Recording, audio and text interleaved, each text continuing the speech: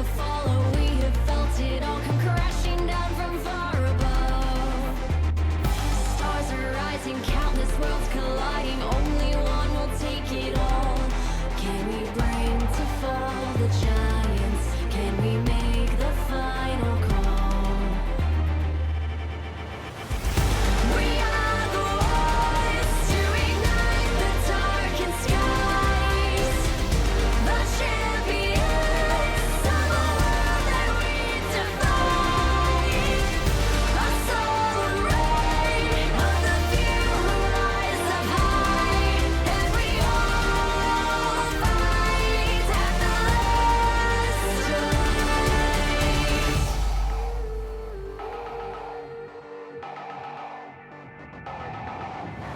Hearing voices from afar, join the madness when the curtain falls. Risk it all, hold nothing back. Seize the day, we must attack. Stars are rising, countless worlds colliding, only one will take it all.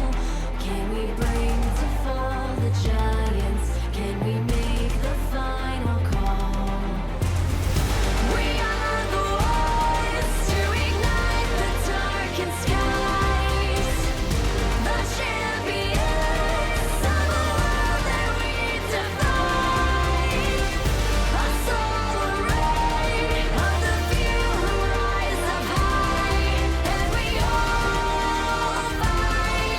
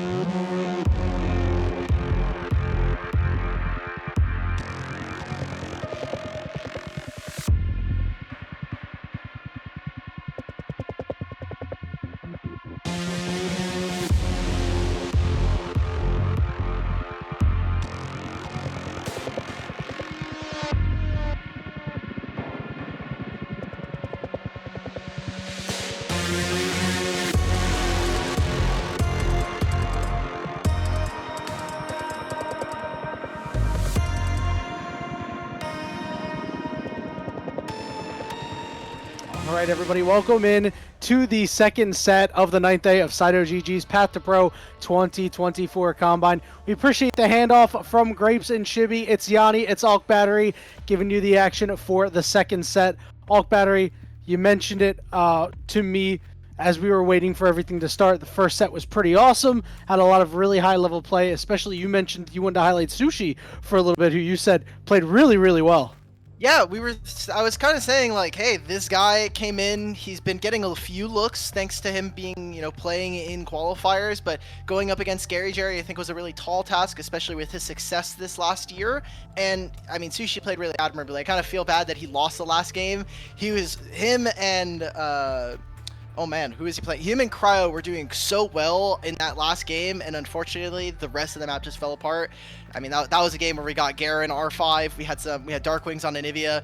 It was a fun game, but unfortunately, again, win, loss doesn't really matter. It's all about the improvement. It's all about the trajectory of these players as we kind of go through the entirety of this Combine. And as we get through this draft, I want to remind everybody at home, 9th day of this Combine, at the end of this week, we're going to be kind of selecting those 10 players going for the in-person tryouts for the Combine, which is really big. So we're kind of going to be looking at these players in terms of their development in the past week and a half, and kind of seeing where they're at and how close are they to really hitting those goals they set at the beginning of the game.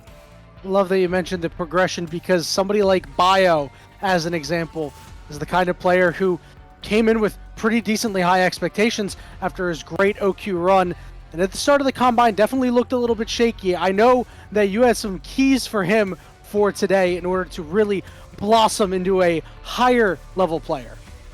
I think Bio should still be humble. Obviously, he had a really exciting run this year when we talk about the promotion tournament. And what I want to see from Bio today and for the rest of the Combine is to have really solid games. Now, I think it's really easy to say, just win, just play really well. But in the beginning of the Combine, Bio looked a little shaky. He himself stated that he was kind of nervous. So I want to see, now that we're 9 days into a Combine and he has some of the most games, or at least a lot of sets played under his belt, that he has calmed himself, he's able to direct the team where he can, and hopefully bring his team to some pretty awesome wins, as he is playing with Shogo, Otter, and Dragoon, and Psycho, as you see on your screens. We're kind of getting through this draft, kind of wrapping up. We've got the Hui and the Yone band. Again, these are two champions that have been really, really high priority, but that Corki, a champion that got buffed on this patch, and I know our two mid laners have been really excited to pick him up. Yeah, an absolute monster. Heck, I was even able to pick him up and do a lot of damage on that champion. If I can do it, I'm sure these players definitely can. For sure. Seeing a couple more OPs come out, Skarner as well. Kog'Maw, which, as you mentioned, has been really kind of surfacing a little bit in this event, which has been really cool to see. It's so early, though. It's actually a bit of a surprise. This might be what we see Aojun as his Corki counter. He actually played this very recently, and he picked it specifically into Corki. This could be a flex. I wonder if Shogo and Zyko are kind of thinking whether or not they're going to go for this. We also don't know exactly where the Corki is going. Corki has not been played in the bottom lane, but I do want to just respect the fact that it is a potential flex. And let's take a look at what these compositions kind of want to do. Again, our stipulation for today, kind of as general, it's just going to be another fearless draft. So already getting rid of the Poppy and the Rel in this game. Have to think later on in the series, again, Nautilus, Leona, Alistar, these champions really start to rise in priority. We get into the back half of the draft here, and with the flexibility of Corki, there's a lot of options. What I want to see from this red side team is not only this dedication of the Poppy with the Skarner, but what other tank and kind of frontliners are we going to be putting in front? Is it just going to be the Skarner and Poppy? And what damage dealers are we looking towards? You can kind of see with that Kaisa, they think that this Corki is going to be going in mid lane. Means a couple of bands going to have to go the way of Shogo. As we all know, Shogo, one of the most dangerous AD carries you could find yourself up against. The bad news for him is he does have to contend with this Skarner, with this Poppy. Positioning going to have to be very important. And then, of course, if this Kog'Maw ends up being in the mid lane, he's not going to have too many options, not options, what's the word? Opportunities to be able to do anything to this Kog'Maw. So if he's just allowed to scale into infinity and deal a bunch of damage later on, he could potentially be outranged. So keep an eye out for that. Syndra also going to get banned away here. So, they're playing on both sides. Not entirely sure if that Corki is going to go bottom, as you said, but I Yeah. mean, Syndra also can head to the bot lane. We've talked about that a little often, how we really want to see that happen. Someday, you'll get it, Alk Battery. Hopefully, I've been picking it up a little bit. We have the Jhin, so obviously kind of showing where this Kog'Maw is going. What are Shogo and Zyko going to be playing? Obviously have the Rel. What pairings are we going to be going for? With so many AD carry bands, Kai'Sa, Ezreal, Vayne, the Kalista, and Ashe already gone, there is the possibility that we see the Draven out from Shogo. He picked this earlier on in the Combine, and there we go. He locks that in. I think it's a bit dangerous to play this Draven. You're going to have so many different people piling on top of you with this Skarner and Poppy, and then you're getting outranged by a Jhin with the ultimate, with the Deadly Flourish. You also have this Kog'Maw, which if it is going to be an AP Kog'Maw, Draven can't even hit. Well, what's the point? There's too many people that are going to be on top of him. Really what I want to see from Red Team is, can they be creative in their flanks? And what is this what is this support pick going to end up being? Is this actually going to be that Poppy in support, or are we going to get something a little bit new as Dragoon goes for the Mordekaiser Slam here? Yeah, I don't really mind the Mordekaiser Slam. The problem is, unless he's coming on at a flank angle, it's going to be hard to really take out the Kog'Maw or the Jhin or whatever this last pick is. I'm not even sure if the Jhin is a priority target for you to take out of the fight. Waiting for that last pick to come through to contend with this Mordekaiser. Remember, he has been nerfed recently on his Q. For the early game, some people say it doesn't make that much of an impact. Others say this is quite impactful. Well, you're going to have to deal with a Cassante on the other side, so it's probably not going to matter all that much. Cassante, it's interesting that Hoarder kind of self-counter-picked himself here, as Mordekaiser has been considered a pretty popular counter into Cassante, so I think the options here for Hoarder are a little flat. I was thinking of whether or not he was going to go for one of the range top laners, because him and Zamudo have really been branching out when it comes to top laners. Dragoon having his own set of champions, he's really kind of stuck to his guns as the champion pool we kind of saw throughout summer. So kind of seeing the Cassante here from Hoarder, while not surprising as one of our most popular top lane picks, I am now thinking, how much damage can this Kog'Maw actually do? Because we have 3 tanks with Jhin, a champion that his overall DPS may be a little bit lower, that's kind of all in that burst, being able to hit that guaranteed crit on the 4th shot. And the Kog'Maw eventually will be able to whittle away. If this is an AP Kog'Maw, it's going to take a little bit of time. You'll be able to outrange them.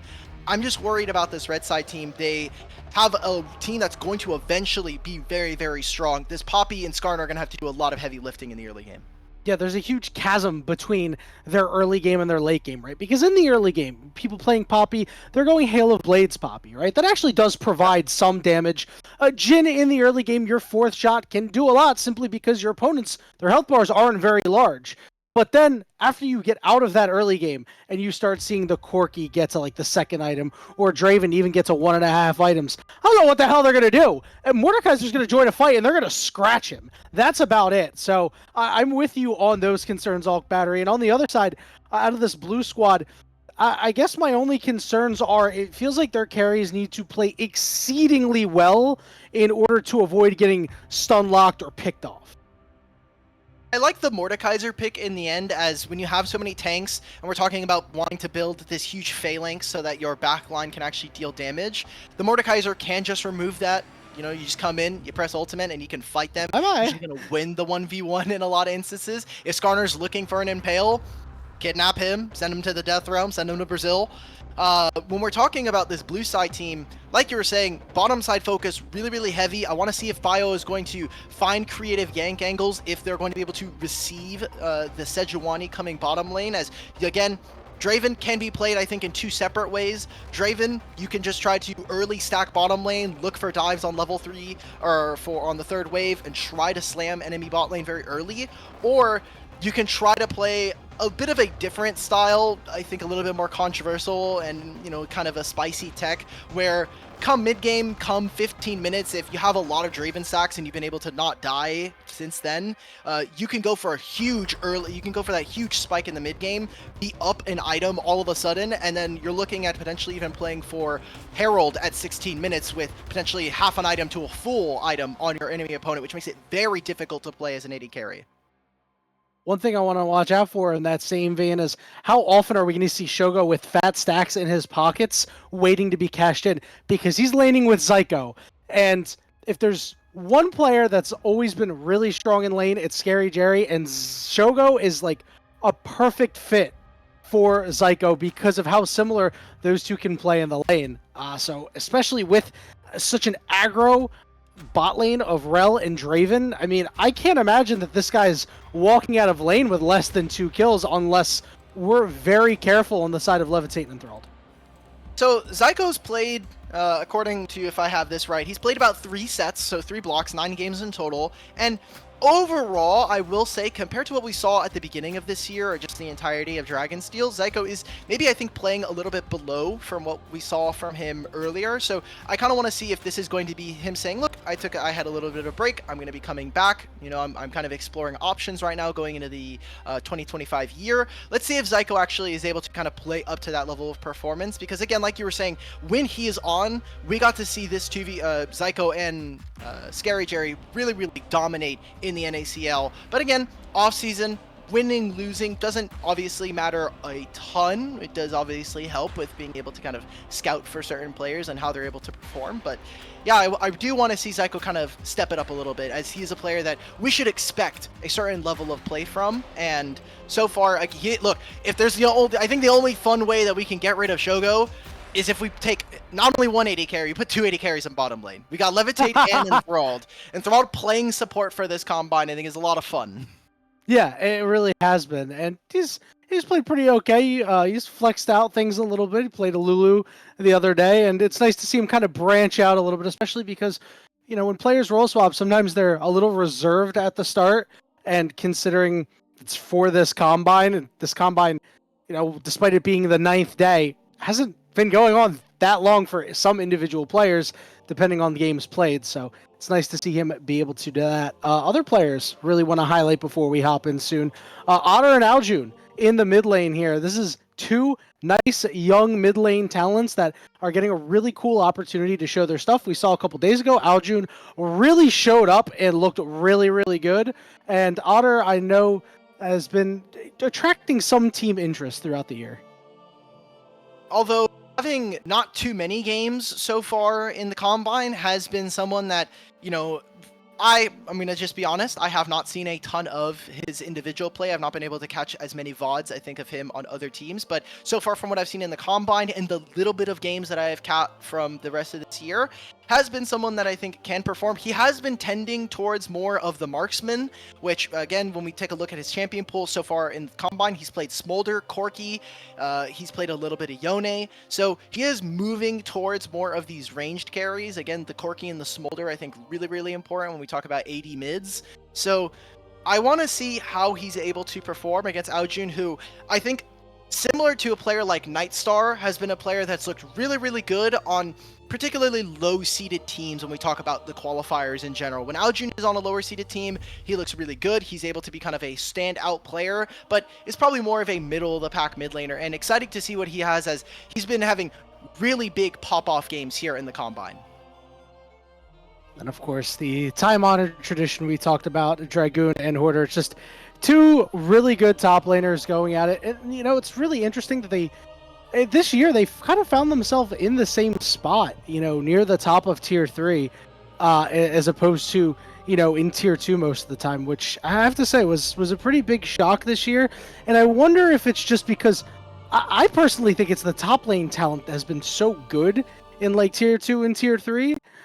But, you know, when you start talking about like, oh, can they make the jump? Not sure if a lot of those players are like at that level quite yet, and I'm excited to see who if play top lane in NACL today. Let me go and see if we had Samudo, who has been, I think, individually the best top laner, but those games that we saw the other day, like the Kale, a little sussy. Things happen. We had Tenacity on Disguised, fine. Crimson, who is also another player here in the Combine, Quacker, same thing. AoE had their revolving door of players. No comment. Philip, obviously, one of our top teams that ended up going to the America's Challenger event. Surdy, one of the GOATs.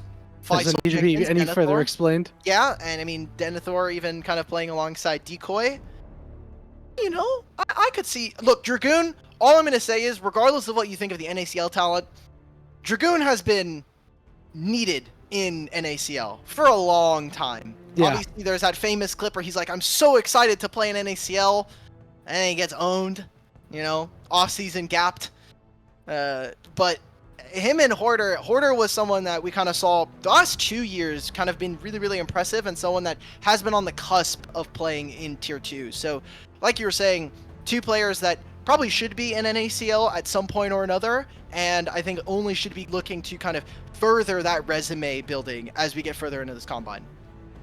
And, you know, if Hoarder can kind of pull off the little bit of an upset here and at least go pretty even in lane, or, you know, maybe even do something crazy, that would be, I'm sure, a nice feather in the cap, of course, in the matchup where every Cassante really hates themselves. But to be honest with you, if you're playing Cassante, you probably hate yourself already. No, if you play Cassante in a combine, it just means you want to win. That's Yeah, okay. you know what? In a combine, yes, absolutely acceptable.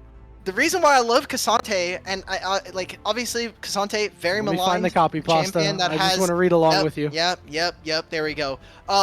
Is I think some of the design philosophy behind him is great, although obviously the kit can be a bit overwhelming sometimes, especially for all the clips that we have seen of Cassante over the years. But like, the idea of a top laner who can be a tank but still is able to carry some situations or do it for themselves is, I think, a really cool situation when we think of top lane as a whole, where it's been very isolated. You're typically never getting jungle attention, and until the addition of Grubs, your lane kind of just didn't matter for the first 14 minutes of the game, which kind of sucked if you're a top laner. So I like the idea of Cassante. We'll see what happens when Ambessa also gets released, but top lane is getting a lot of cool carry champions, even if their kits may be slightly broken. You know what? I'm going to agree with you. I actually really love the way you put that about Cassante, and I couldn't agree more. It was very succinct, and honestly, you hit the nail on the head. And then, of course, you know, I love that you mentioned Ambessa too, as Otter is sitting in your favorite brush.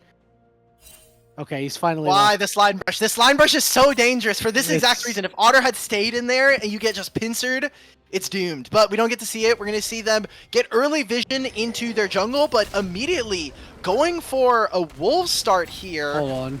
And even enthralled. They're Has to be outnumbered. careful. They're outnumbered right now. Ollie's got to try to find a way out, force the flash. Zyko burned his, and now getting chased all the way out of the jungle. Back off. These are mine. Yeah, you got the wolves reset. Whoop-de-doo. And interesting, immediately they were just trying to see the level 1. They were going to try and see if they can get a summoner spell. Enthralled walks through mid lane. Otter. Oh, Otter is in so much trouble. That ignite is on. He's not going to even burn his flash. It'll be first blood going over to Aljun. A great job there of them kind of salvaging the play. Yeah, they were trying to go for a level 1 just to see if they can catch someone unawares, maybe get a summoner spell, and really try to get this Draven ahead. But now with this, I mean, Poppy taking a reset, it's going to be Levitate having to catch this wave by himself. He has to be really careful, although we do see Ollie on the top side of the map here finishing his grubs. Zyko just trying to look for a pretty ambitious play, all things considered, but as is, Dragoon will get a slight lead. It'll be Hoarder having to walk all the way bot lane. No longer has flash, which might be a little bit problematic in this matchup. Levitate taking the brunt of this, and then Enthralled also, you mentioned, is going to be so behind by the time he gets here in terms of EXP. And meanwhile, Shogo and Zyko are just chilling out. Shogo is like, yep, I'm in my comfort zone. I'm on the enemy part of the lane right now. This is paradise. His bio is heading up top. There are many wards to be able to spot him out once he moves, but I'm not sure if they're going to be able to do much to stop this. Enthralled is going to be the target. Ollie's He's sequestered off. Ollie is there, but Enthralled has been stunned, and Shogo does a whole lot of damage. They'll force the flash out. And look at this wave that Levitate is just not allowed to get. It looks like it's about 2.5 waves that are just getting completely zoned away from. Levitate trying to catch it, but I mean, Shogo, Bio, and Zyko are just foregoing all of the jungle camps. They want to try to suffocate this bottom lane. Poppy's still level 1. Levitate hitting level 3 is important. He is able to grab this for themselves, but really, I think this just comes at the deficit of someone like Bio. Right now, all you're trying to do is protect this Jhin and just make sure that Draven does not get into a pretty over-advantageous state. A little low on health and mana for the time, but they'll be able to get off a clean back there. It absorbs a lot of the time of these junglers, and I have to say that I think that benefits Team 2 over here. That means Aljun just gets to continue to lane without any threat of Bio potentially being in the area.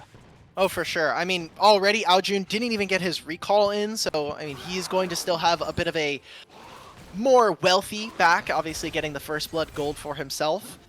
And as this wave is crashing back, I want to see what the focus will be on our two objectives, because you have to imagine with a Draven and Rel, you're going to be trying to look to play really, really aggressive. Do they try to go for a dragon stack?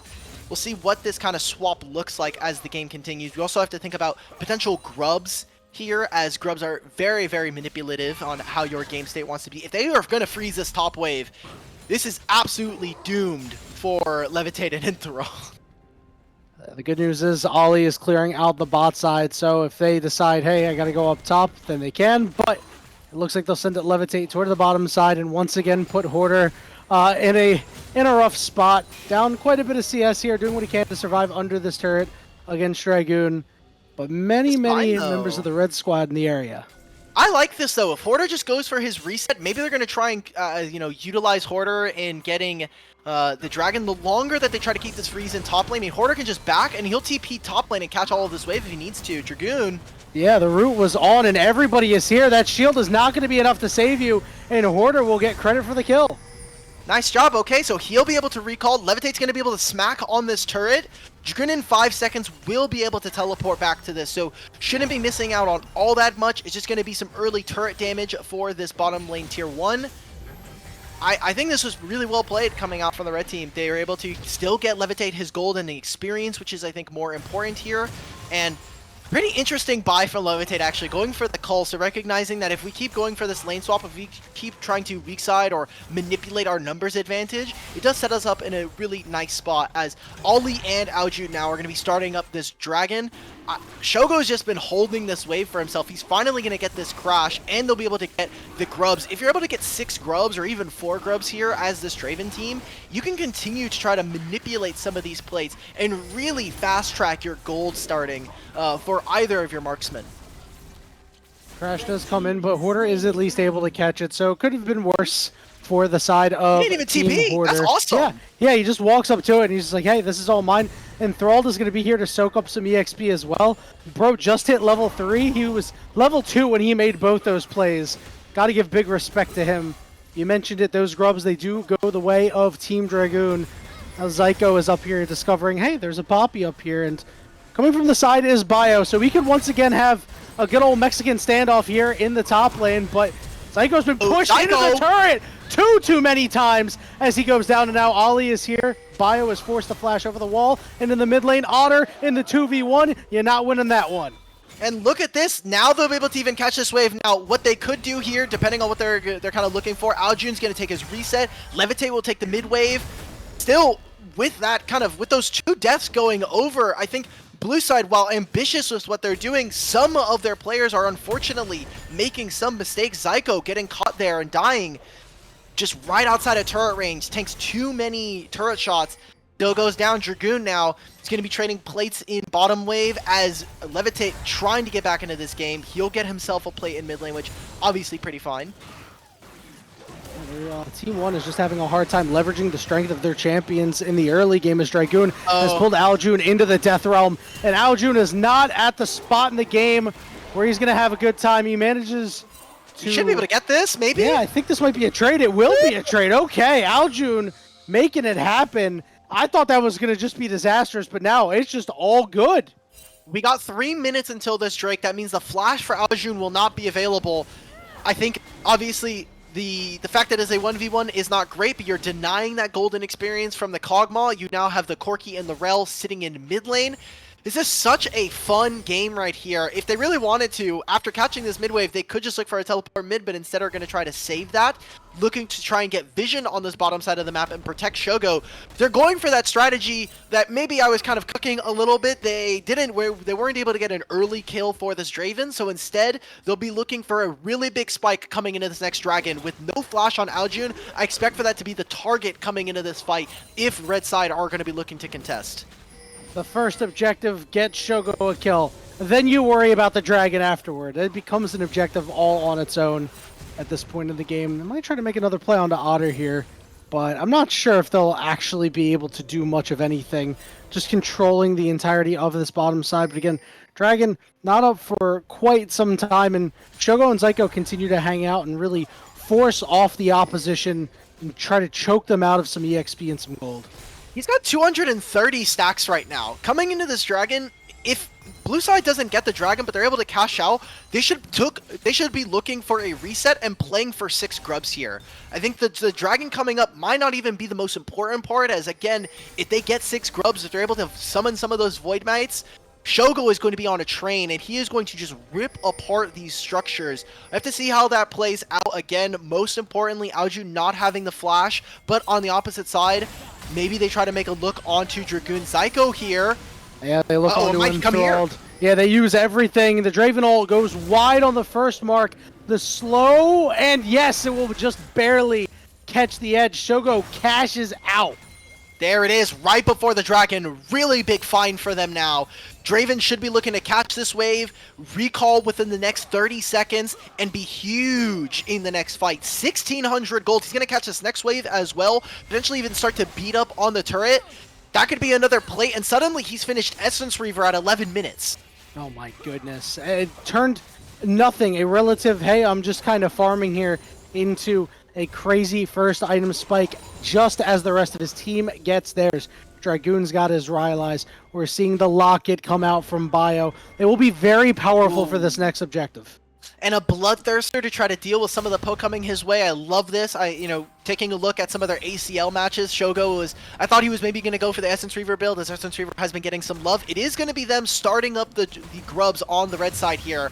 They're going to be late, so they're going to be missing out. They're going to grab at least 1 grub, but this should be their focus. When you get 6 grubs or when you get the Void Mites, it makes it so hard for the opponent team to play on the opposite side of the map. You always have to match this team. And now, sitting with potentially 5 grubs, this should change how they should play. Dragon stacking is great. If you could steal one, that's awesome. But if you can just destroy all of the structures, you make it that much more difficult for this red team to be able to pick up the Dragon. So you don't really care about the second Dragon right now. Although you see them pinging, focus on this mid turret. Try to get these plates in the next 2.5 minutes before they fall off and really turbocharge your carries.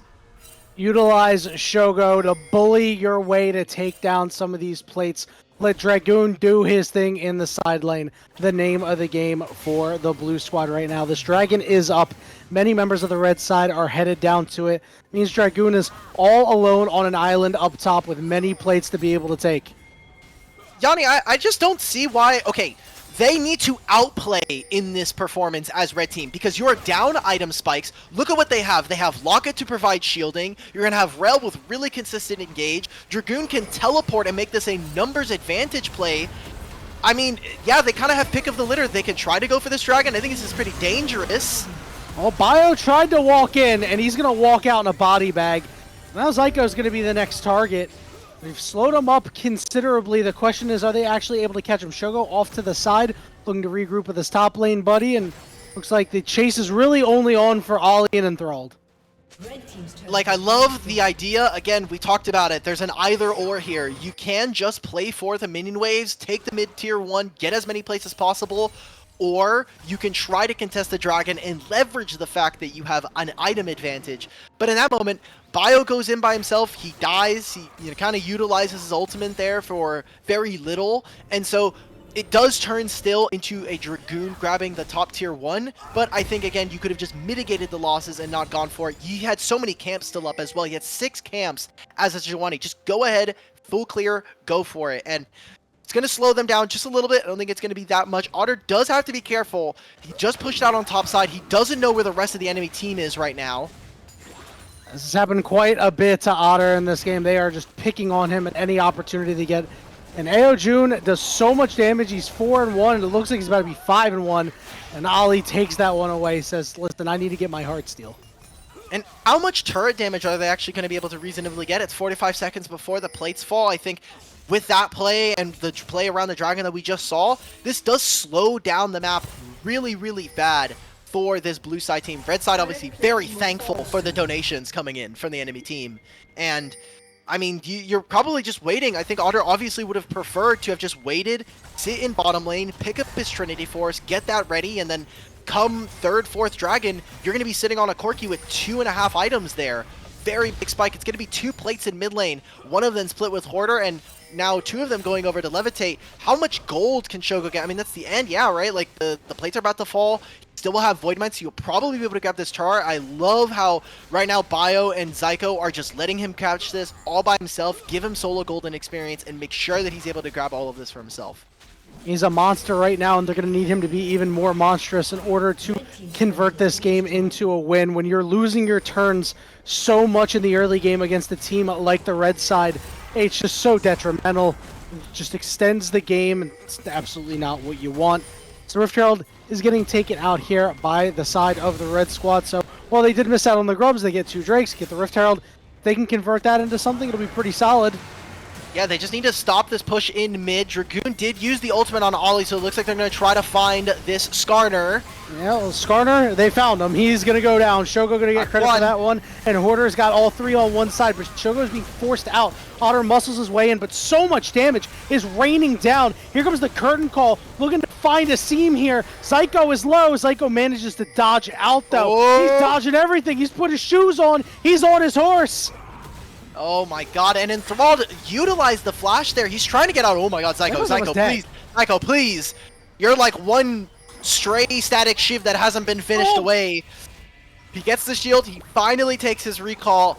Very, very dicey. Playing on the edge there, coming out from our NACL support here in Zyko. Dragon in a minute 30 though, and big ultimates kind of used before that. I think the fact that Hoarder not having flash is great, but Bio not having his flash, I think, is more important for him to be able to get into the backline, provide utility for his own team, and kind of coming up on a situation where they have the Rift Herald that can utilize this mid, get pushed. Now that they have Static Shiv as well, they should be able to very easily push this wave in and grab the 3rd dragon, suddenly putting them in a position with an Infernal Soul point. Yeah, they get that Infernal Soul, it will be... they've solved their damage crisis, right? We were talking about their huge gap in damage until the super late game. Well, guess what? Hey, you're just, more 6 minutes away from potentially filling that gap and just absolutely Astro dominating the other side. Like, it's pretty contentious here for the blue squad. They really need to dig their feet in and make something happen and make sure that by all means they secure this Drake.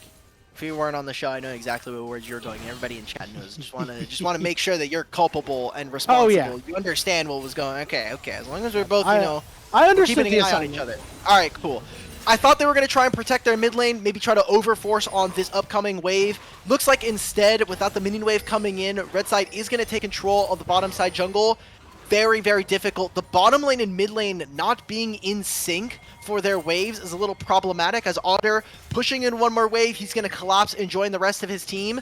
Has to be careful, as he has to know that Skarner is going to be coming through. They're going to play really heavily on this mid wave. Do they in fact go for the turret or just try to overforce? But Zyko going down to half health before this is really, really worrisome, as they still have the Poppy ultimate, and now Hoarder's coming in with a TP. This is what happens when AO June gets a lane where he can thrive. Just Zyko's barely a champion here, knocked all the way out now. Shogo in trouble. He's got to try to find a way to get out. He manages to. The 4th shot takes out Zyko. Dragon down to about 5,000 HP, and it looks like the blue squad has called it off. Big win coming in for the red team. Not only they get the dragon, which sets themselves up at soul point, they get the kill, which is nice. Most importantly for me, Shogo, no sums. This means it is so easy for someone like Enthralled with his flash coming up soon. If Hoarder wants to look for something as well, this is a very easy pick. What a sidestep by Shogo, by the way. Almost got rooted up, and now they want to go on the offensive, targeting Hoarder all out over the wall to get to the rest of his team, but he gets stunned up. Dragoon trying to pull him in, but he's still going unstoppable. Mario Kart double dashes his way out of there. He's got the gold star, and it means he gets to get away for free. I love how red team has kind of been able to outplay in some of these situations. Obviously, we talked about the laning fit, or the lane swap at the very beginning of the game, where they had their bottom lanes go up. Levitate has his cleanse. Might have to look for a flash here. He's going to utilize that movement speed really, really well, and he'll be able to get out with just using one of his spells. Yeah, Ollie came to back him up, and now it's AO June. Oh my goodness! Holy moly! He died. Yeah, I mean, a minute and a half. Thankfully for this blue team, Baron is not up for them to take. They still have Rift Herald. That was a great collapse, Aljun. He took his bot lane wave, he TP's back mid, and look at the items now coming in for this AP Kog'Maw. Finished the Ludens, now has the Seraph, so he'll have additional resistances coming into this fight with that shield. He's going to be more and more formidable to be able to take down on this blue side team. And I just have to start worrying, Yanni. I think that we were talking about, obviously, the ability for this red side team to kind of kick into gear on third items. And they haven't ultimately been punished. Yes, it is 5 grubs. We also haven't seen this blue side team manipulate the map in a way and kind of maximize the effectiveness of this objective. So now with 3 dragons to their name, the gold lead being about 1,000 gold in favor of the red team, you're kind of now looking at how much damage can these 2 marksmen actually do. I don't know if Otter is going to be able to grab his Muramana before this next fight. If he can maximize gold efficiency and try to get as much gold for himself as possible and get that item, that would be great. But with 3 members of the enemy team sitting behind his turret, I don't know how much of this wave he's going to be able to touch. No shot. A taste of what's to come. The long range is Zyko just completely caught out here. He's luckily able to find his way out of there. Aojun just raining death from above. Top turret going down. That's what they utilize their Herald on. Shogo in the mid lane is left all alone against Hoarder. He's rooted. I mean, he's dead. It's a foregone conclusion. It's just a matter of who gets the kill. He'll kindly give it over to Levitate. Pop the thumbs up. See you later. Fantastic play coming out from Hoarder. Flashes to just try to find that engage, and I think this blue team's just playing on too many different waves at the same time. That's a kill coming in from Enthralled. Great job, even with his jungler on his side. Zyko is not safe in his jungle. Enthralled and Levitate, they're doing well. We saw that early game, and now they're kind of delivering. We got 2 minutes before this, and still no flash, no cleanse on Shogo. He's going to have that flash before this objective. That is going to be the big make or break. Can they actually swing the game before the Infernal Drake? You know, they say that this is a game of turns, right? Everybody's talking about that. It's like, okay, this is their turn. Now it's our turn. It's been red team's turn the entire game, it feels like, Alk Battery. It feels like they're like, we kill you, we're back on the map. Okay, it's our turn again. We're going to kill you again and come back again. Aojun, though, is now caught in a death realm, and this is bad news. You do not want to lose this member and all the gold he's worth over to Dragoon. A big shutdown, and now they're looking for more, and they're all down to half HP. Levitate coming through to help. The boys as a teleport is coming in on the backside, and they are running out of space. They are on the wrong side of the tracks, Alk Battery. Dragoon has to do everything he can to wait for his cooldowns, but he is pushed in, and he is down. And look at what they're doing on the opposite side of the map. Otter is finishing off this turret. He still has teleport. I wonder how much gold he's able to grab from this. If they find Ollie. He's no ignited. flash. He's down. Good ultimate coming through from Shogo. And now he's choosing Levitate. Shogo! Against the wall. And all out and over the wall. A one-way trip. And you ain't coming back. Oh my god, we even saw Otter go for the teleport to try to join this place. 50 seconds, they're going to take their resets and look for it. My eyes now, does Otter finish the Murmana? I don't think he got enough gold on that push on the side lane. He does, okay, but he's still down 70 mana. He is not going to have this before this play, and Shogo is not going to be here in time. He's going to be arriving a little bit late to this objective. Big spikes here as now items are being completed on the opposite side. 2 items here for Levitate as he's closing in on that third. Wow, this is such a close game now. Again, 5 grubs for this team, but an Infernal Soul on the precipice here as red team is kind of looking to say, okay, that early game, you might have been able to get Shogo a little bit of gold, but it just doesn't matter right now. Dragoon is important, but he's been kind of hit or miss right now on this Mordekaiser. Blue squad is close to seeing this game slip away. They need to make a play somehow, some way. The scaling is against them, Alk Battery. The dragons are against them. The positioning, I mean, just look at what's happening here. Bio can't do a damn thing. Shogo has to play so far back. Dragoon's in the death realm, sure, but that means that Shogo can't walk up. And now Dragoon's out of it, and he's going to enter the death realm only himself. It's a pick of 2 members. Ollie lives with like 100 HP! Oh my god, I thought Dragoon, with having the Leandri's burn, also had the Haunting guys. I thought, okay, that's enough damage. It has to be enough. They're going to try and force a spike onto this Baron here, and that's the Hail Mary player that they need. We talked about this in draft. Aljun outranging everybody means that it's going to be an Infernal Soul for this red team, and they can't even start at the Baron on the opposite side of the map. It's going to be an objective and a team fight win coming in for them. This is tough, Alk Battery. I don't know what the path is for the blue squad here.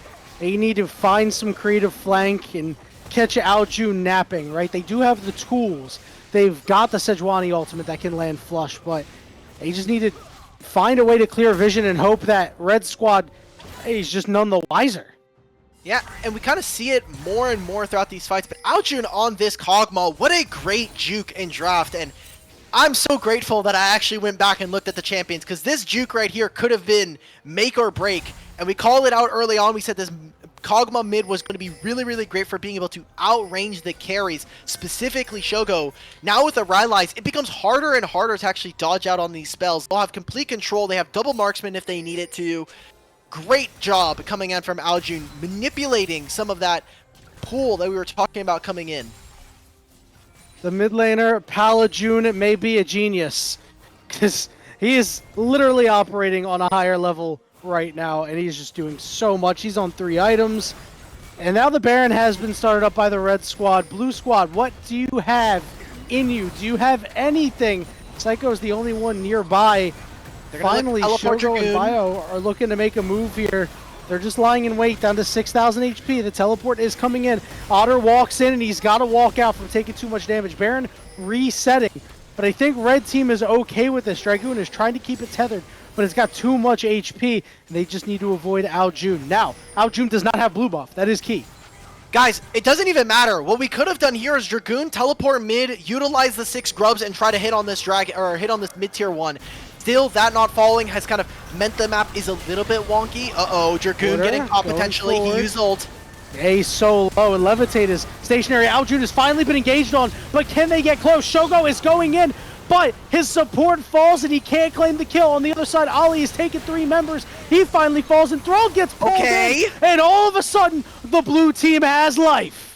Do they go for the Baron? They're going to take this mid-tier 1 finally. Aljun's going to be able to fire over the wall. Levitate has that 4th shot, and it's prepped, but I just don't think it's going to be enough. That was a great find. And Dragoon doing so much to be able to buy space alongside Zyko. Make sure that they grab those 3 kills, and they can still have a little bit of life. Even with an Infernal Soul, the Dragon, this Elder Drake, is going to be the great equalizer coming into this game. A glimmer of hope, and as long as you're still in the game, as long as your Nexus is still standing, that means that you still got a shot. And they found that angle. It was Zyko, the one, perfectly onto Aljun. This time around, it might be a little bit harder. Aljun has Flash. Levitate has both summoners up. And this Baron is still a big looming threat. As we take a look, Otter close to having his 3 items. Shogo finished with his. Levitate finished with his. This is probably as strong as we're going to see any of these teams for the most part coming into this fight.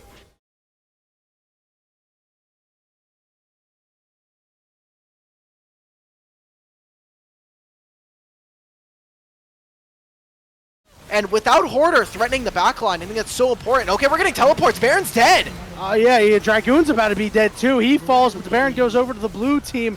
Otter needs to find a way out. Curtain Call coming out will slow him up and split him up, more importantly. Meanwhile, here come the tanks. Hoarder and Ollie, big suppression, and Aljun's knocking him down like dominoes. 2 kills go over to Ollie. The Baron is yours, but what do you have left? Can Bio get out of here? Aljun's gonna cancel, so he'll see with the arcade comment, run brother, run brother. Okay, so he's out, he's just playing great TP coming in from Aljun. He's gonna try and get as much damage as possible. Otter has already taken his. All right, you know, I might have to rescind the great teleport comment. I feel bad about that one. The concept was good. The concept is great. He's trying to force on the map, but now he's losing his teleport. He's gonna be down teleport, something that they can try to manipulate. No summoners coming into this Elder Dragon. The Baron, like you said, it's great. You got it. It's only going to be on 2 members, but no summoners for your AD carry, who has been such a big part of your strategy coming into this game. No longer having them when they're playing against a Poppy and Ollie on this Skarner. I mean, there's a reason why Skarner has been so OP in this Combine. He's literally been first pick or ban. Listening to the players in the Combine and the coaching staff, they've been like, okay, if we don't get Skarner, are we willing to ban it? And if we're going to ban it, what do we look at the first pick instead? This is the kind of trade that they went for, right? They said, we're going to first pick Corki, we'll give you Skarner, and you have to imagine, if this blue team switches sides, they're not going to have access to Skarner on red side. You have to imagine, right? So we'll see what comes of it. Again, win or lose doesn't really matter. We're coming into this next fight 45 seconds before the Drake, and for the most part, blue side are immediately in the river trying to get vision, but it is this red team first on the mid wave. Well, they do have a bit of a gold lead. Otter has now hit his 3 items as well as Dragoon, so this is the part where you need to make something happen. Ultimate from Sejuani doesn't do that much. It knocks 2 members back. And all of a sudden, the blue team is going to take possession of the river as Hoarder is just playing bouncer right now, trying to keep them all away. Hey, low-key, I kind of take that, though. Like, there's no Poppy ult for this fight.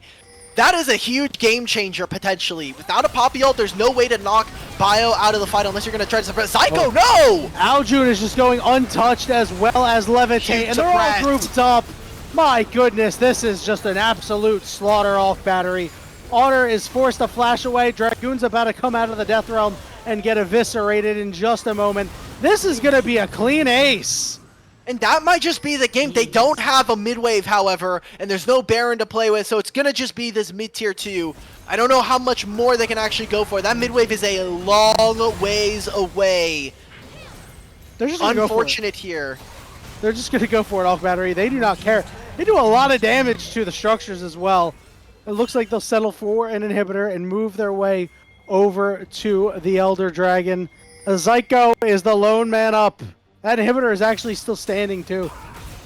Are they going to actually go for this objective? I think that's a little bit risky with how they're all half HP. They don't take this particularly quick. I say that Skarner does have max HP damage, so maybe they actually do take this pretty quickly. The vibration, he's shaking angrily in the pit.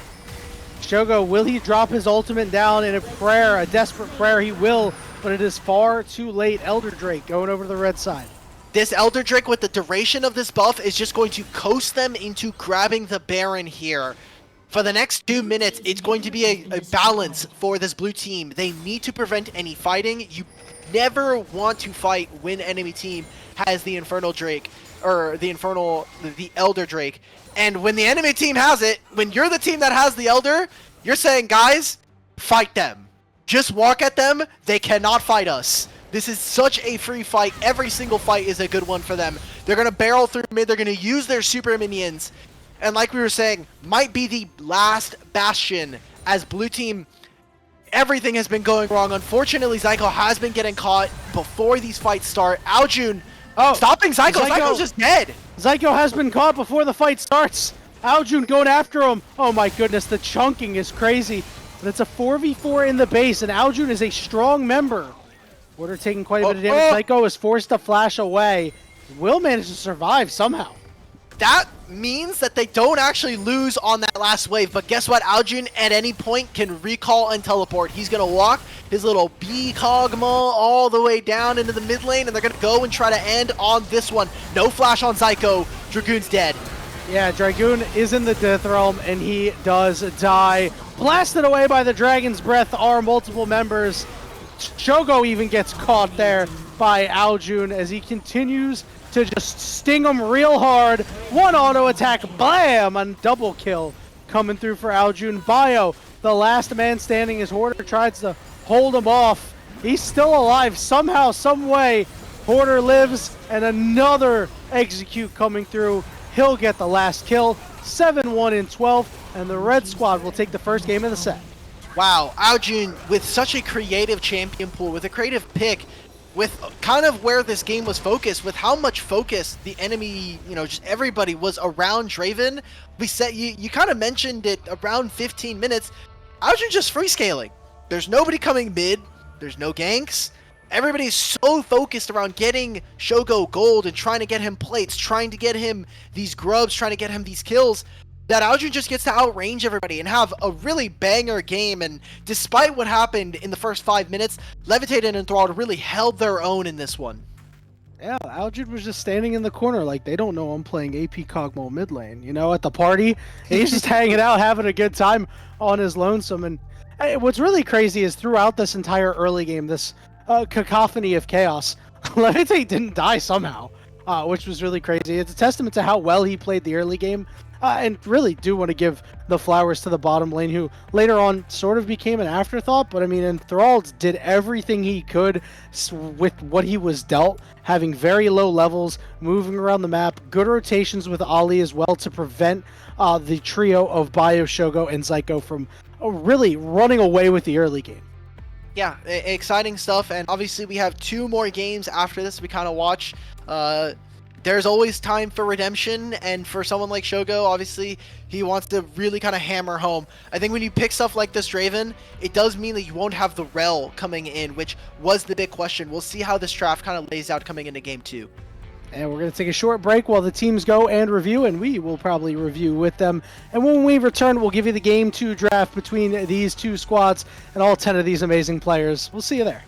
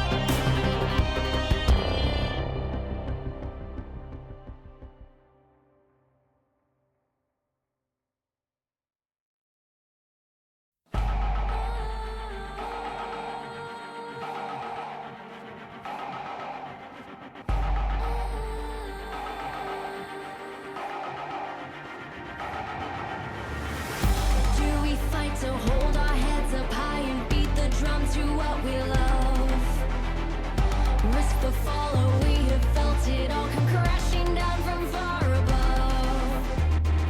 Stars are rising, countless worlds colliding. Only one will take it all. Can we bring to fall the giants? Can we make the final call?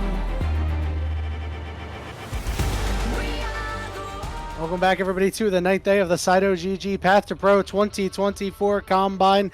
And we're already into the draft. Yanni and Alk Battery still giving you all the action. We're seeing a Smolder. We're seeing a Nunu. I thought we might see a Kane there for a second. Wait, I gotta check something real quick. What are you checking? Yes. No, okay. No? So Yes? the team, the Hoarder team, is the one that has Keel currently as their coach. So I was Yep. thinking maybe Keel was coming in, giving him some new tech, but you know, Coach Keel's he's not the one picking it. So maybe that'll come in the later game. So already, I kind of want to just take a look at the big focus on Dragoon's champion pool coming into this draft. Set and Darius taken away immediately, and they go for the first pick, Yone here, grabbing themselves also the Udyr and the Bel'Veth. So I like how resilient this team can already be, and also I love how much threat they have onto the backline, although big focus onto Grubs immediately now with this Bel'Veth selected. Well, it makes it a little bit easier for Team 1 over on the red side, because they just need to pick some champions that can really deal with melees. Nunu is certainly one of them. Zach is certainly one of them, going to cause a lot of problems. Yeah. Zach into the Udyr matchup can be a lot of fun. You know, he should be able to match sustain. Excuse me. Wave clear is not going to be as easy until he's finished his first item. We'll see what that turns into for the rest of the game. He will have access into the back line, although I don't really see anybody who deals with Yone quite yet. We've seen the Yone and Smolder trade a lot over in the LCK, and Yone just doesn't have enough time to actually deal enough damage. And the point of this composition, typically when you have a Yone versus Smolder, is you have to come in off of off angles. You have to be able to control vision really well, and either go for TP flanks or look for ways to offset the Smolder and his mobility. And obviously the fact that he's taking Grasp, his itemization just leans towards having an additional 1,000 or so health with Spear of Shojin and Triforce. So interested to see what bottom lane is, because the Draven from last game doesn't actually take from, I think, the more effective AD carry pool that we've been seeing from all the other players here in the Combine. But now with Xayah and Kaisa gone, there are still multiple things up. I'm just looking at like what Shogo has played. Ezreal has been something that he's been picking up. Zeri as well. So a lot of options. He's also kind of picked up some Jinx. I think he might go for something a little bit more slanted toward being aggressive, because I think if you go in Ezreal, you're just a little too weak at certain points in time. Yeah. Leona pickup would signal potentially to the Ezreal. Ezreal-Leona is a fairly strong combination, but you are still severely lacking damage unless we are seeing full AP Kesha Nunu, right? That's the only way we'll see anything. I love this Janna suggestion here, and they do end up going with it. Wow. I think that's great. Janna just kind of instantly wins the game. Yeah. Like, this was the thing we were talking about coming into today, was that Enthralled and Mixture have been two supports that have been really experimenting. Mixture going for some more odd picks, but Enthralled has been leaning towards some of those enchanters that maybe him and Hiccup may have been practicing over in the qualifiers, with now Janna here. Great target. I mean, it stops the Nunu, it can stop the Leona and the Zac. All of these really wonderful.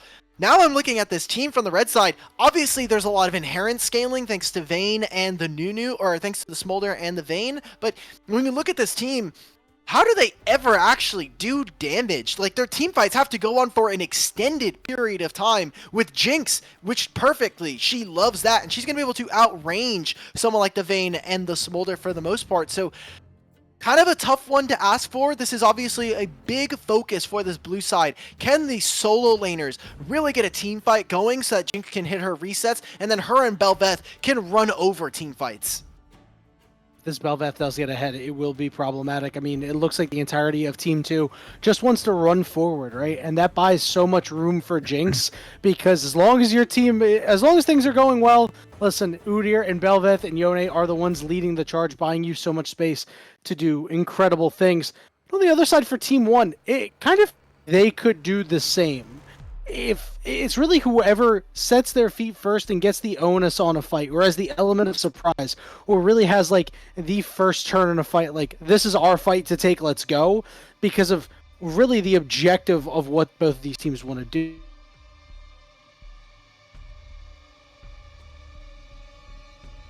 Discord?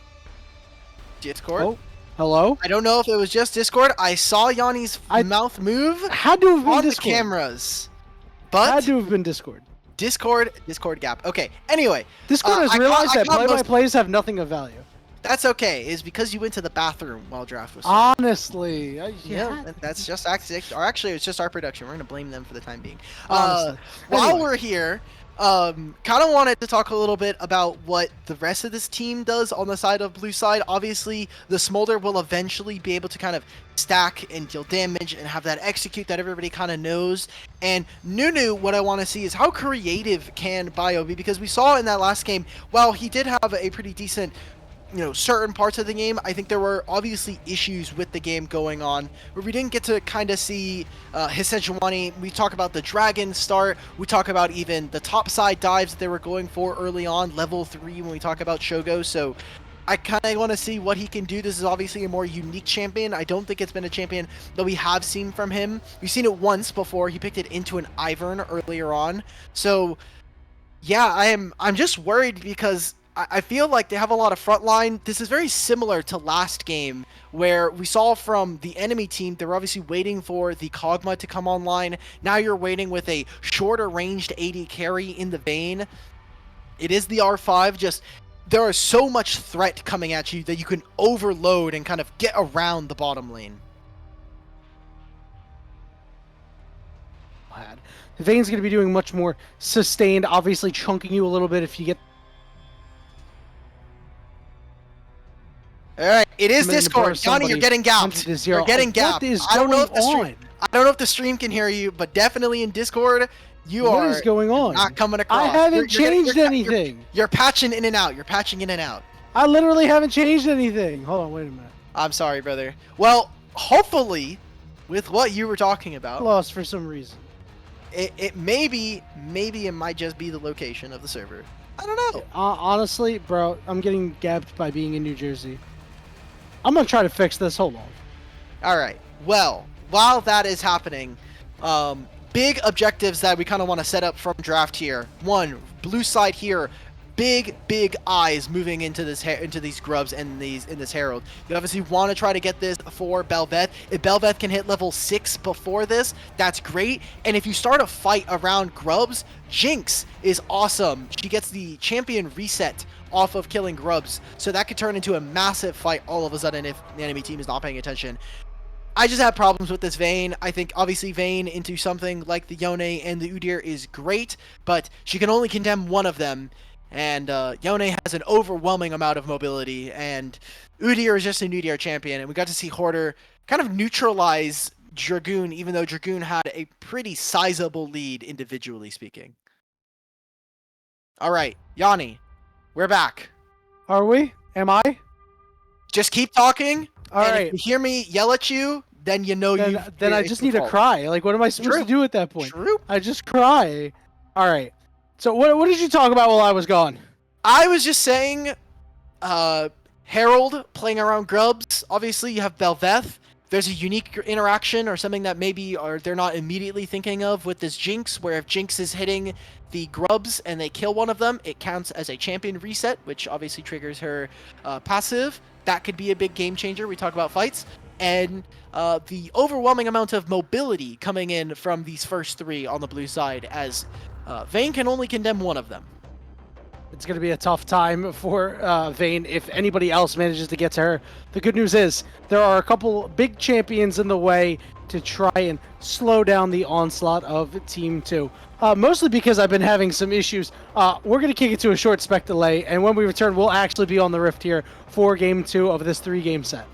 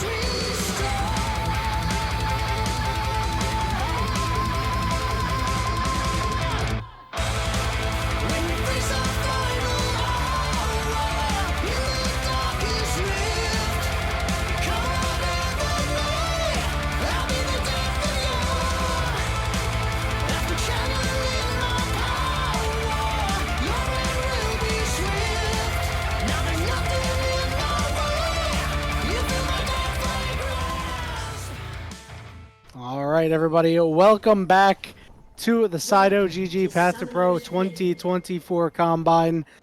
So the teams have swapped sides, and they are ready to fight. Hulk Battery, more level 1 shenanigans, but I think Shogo will be just fine. Yeah. He's looking. He's like, I'm totally safe. Surely they don't just walk up on me and kill me. Oh, look. Oh, here we go. In the brush. It's your favorite. It works on one side of the map. It might work on the other. If it's any champion other than Leona, it might have actually been trouble. Well, again, when you're in that brush, that part only works when when you're pincering. So if you have blue side opponents on both sides of the brush, where does Zyko go? Zyko probably just has to flash in most instances, or he takes half his HP bar and has to recall. Who knows?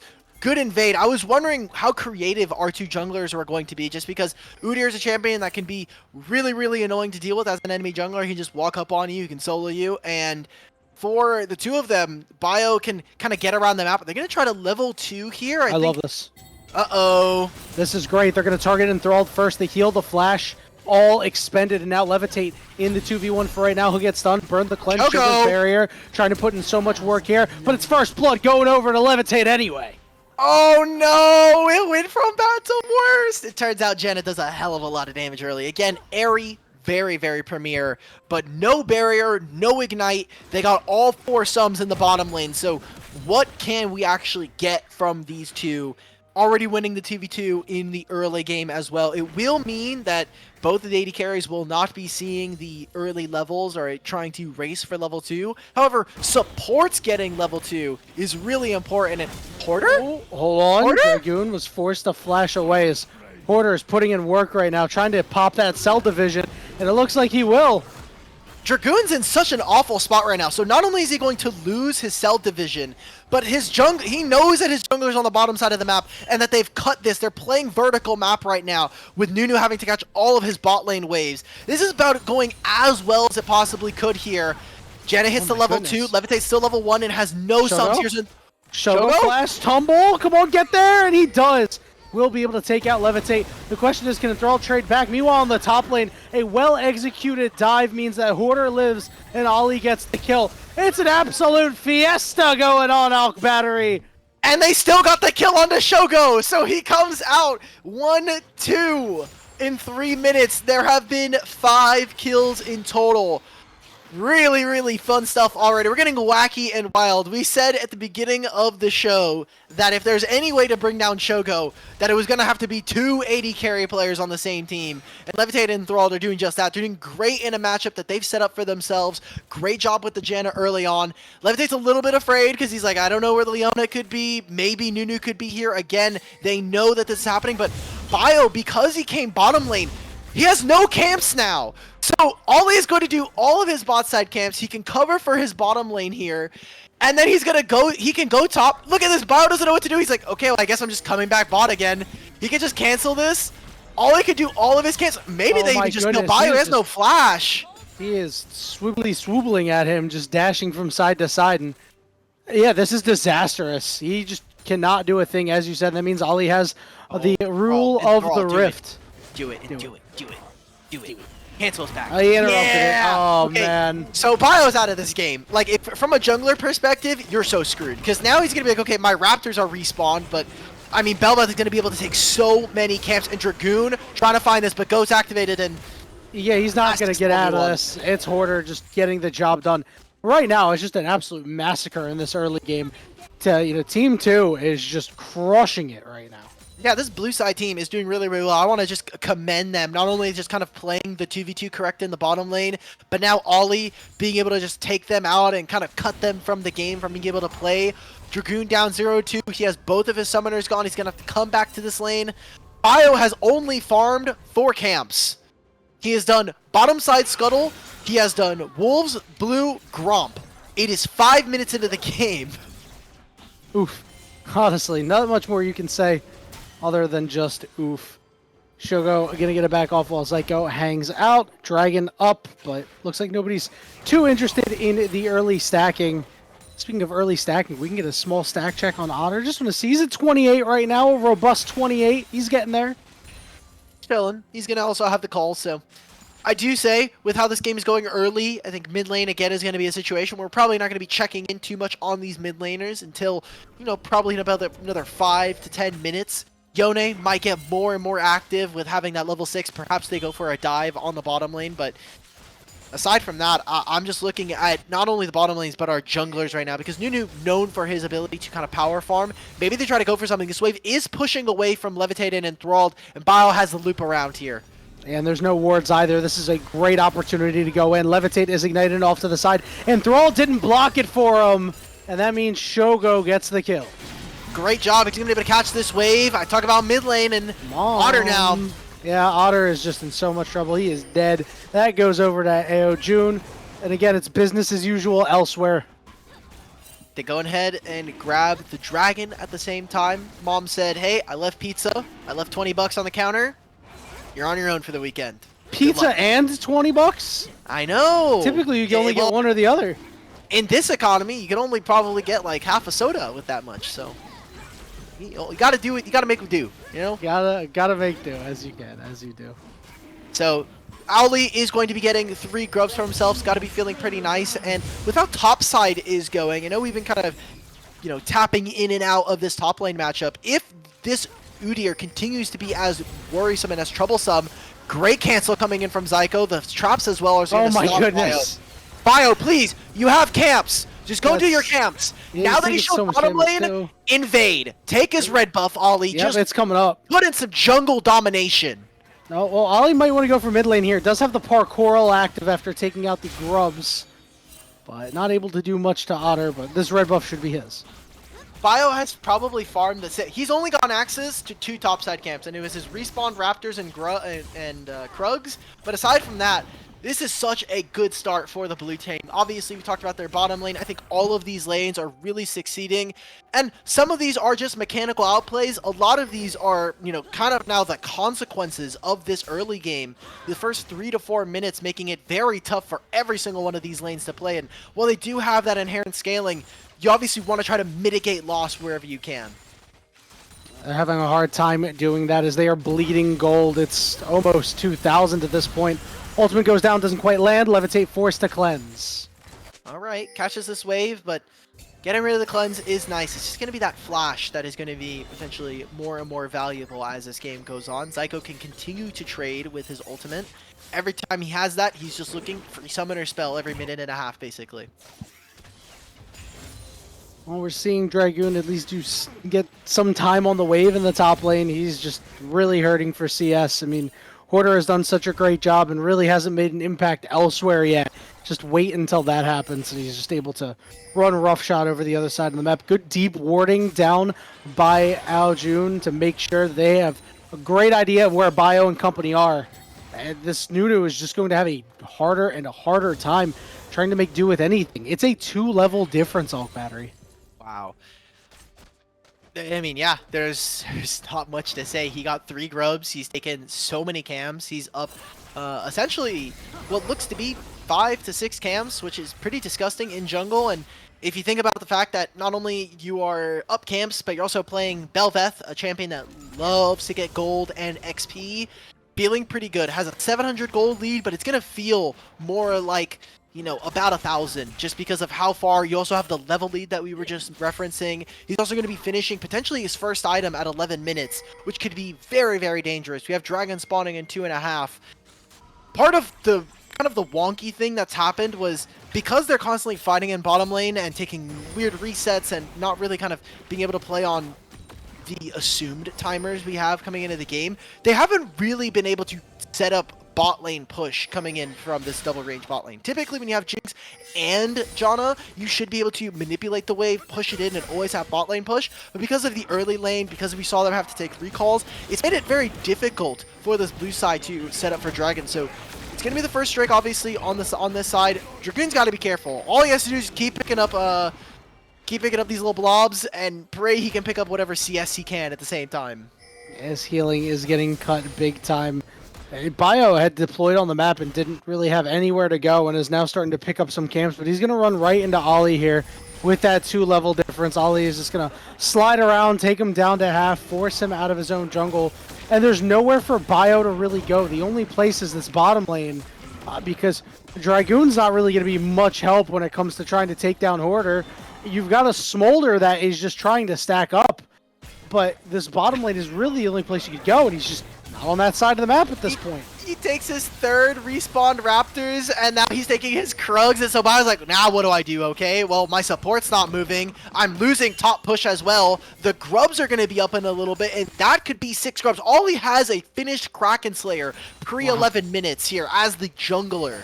So big early start, and this Hoarder has been just wailing away in this turret. I'm sure 6 Grubs is going to make this turn into paper mache soon enough, which again makes it so much easier for someone like Aljun when he's on a side lane, when he's playing this Yone. He can have very easy turret take, and it means that now what we should expect from this blue team, playing for structures and then moving inwards. Play towards the outsides of the map and move in towards objectives. This dive has to go well for this team now. And it's already not looking so good. Great Monsoon and the teleport coming in from Hoarder, and here's Aljun on the side. Shogo getting chased away. Kind of split focus here. Psycho trying to get closer to his AD carry. Otter does take a teleport as well. Knockups are there. Aljun forced the flash, and he's still alive, but the dragon's up, and here comes the Nunu ultimate, and it blows them up. A double kill for Shogo, and now it's Hoarder trying to get away. Somehow, some way it does, and that ended up being so disastrous for the blue squad. Yeah, they are kind of utilizing the lead that they had, and unfortunately with that dive, it means that while they did get the summoner spells out from Shogo, and while Dragoon does go down, ultimately it is still a good play coming out from the red side. It ends up being something very good when it could have been super disastrous for them. Otter getting involved with some of those kills, and Bio and Shogo specifically being able to get more and more involved with the game does make it a little better. It saves the situation, and Shogo gets the plate. They'll also grab the second dragon for themselves here. So while it is the misplays coming out from blue side, that tier 1 top lane is going to fall pre-13 minutes here, and they can still look to try to grab a few more plates here. Otter not really going to be in position around mid lane. I wonder how much they'll be able to get with now Enthralled and Aljun here. Plus 725 for Ollie, and he said, you know what, I'll pick up my red buff. Not the red buff in my jungle, but the red buff in your jungle. It's just more riches. His pockets spilleth over right now, Alk Battery. And, you know, you talked about how great 6 Grubs is for this squad. I mean, you even saw Ollie utilize it really well in the top lane. That's just what Belveth can do. Can split push sometimes after picking up a kill. He is also now going to have almost 10 CS per minute on jungle, which is, you know, typically you're not supposed to have 10 CS. Levitate is just dead. It's going to be a cleanse, and you're just going to die here. Okay, cool. So he's dead. He's a little too far up in mid lane. That's okay. It happens. But we're in this situation. Hoarder has Demolish. Oh my goodness. And he has Void Grub, so he just takes 2 plates instantly. And what I want to see from this blue side now is don't get too carried away. Play for this Herald. You need to continue to leverage this lead, turn it into a snowball. And now with the Herald in their back pocket potentially, they can look to break open this mid-turret. I mean, 6 Grubs plus Void with Herald. I mean, that's almost an entire structure gone by itself. And that means you can even set up for a dragon setting up in 3.5 minutes time.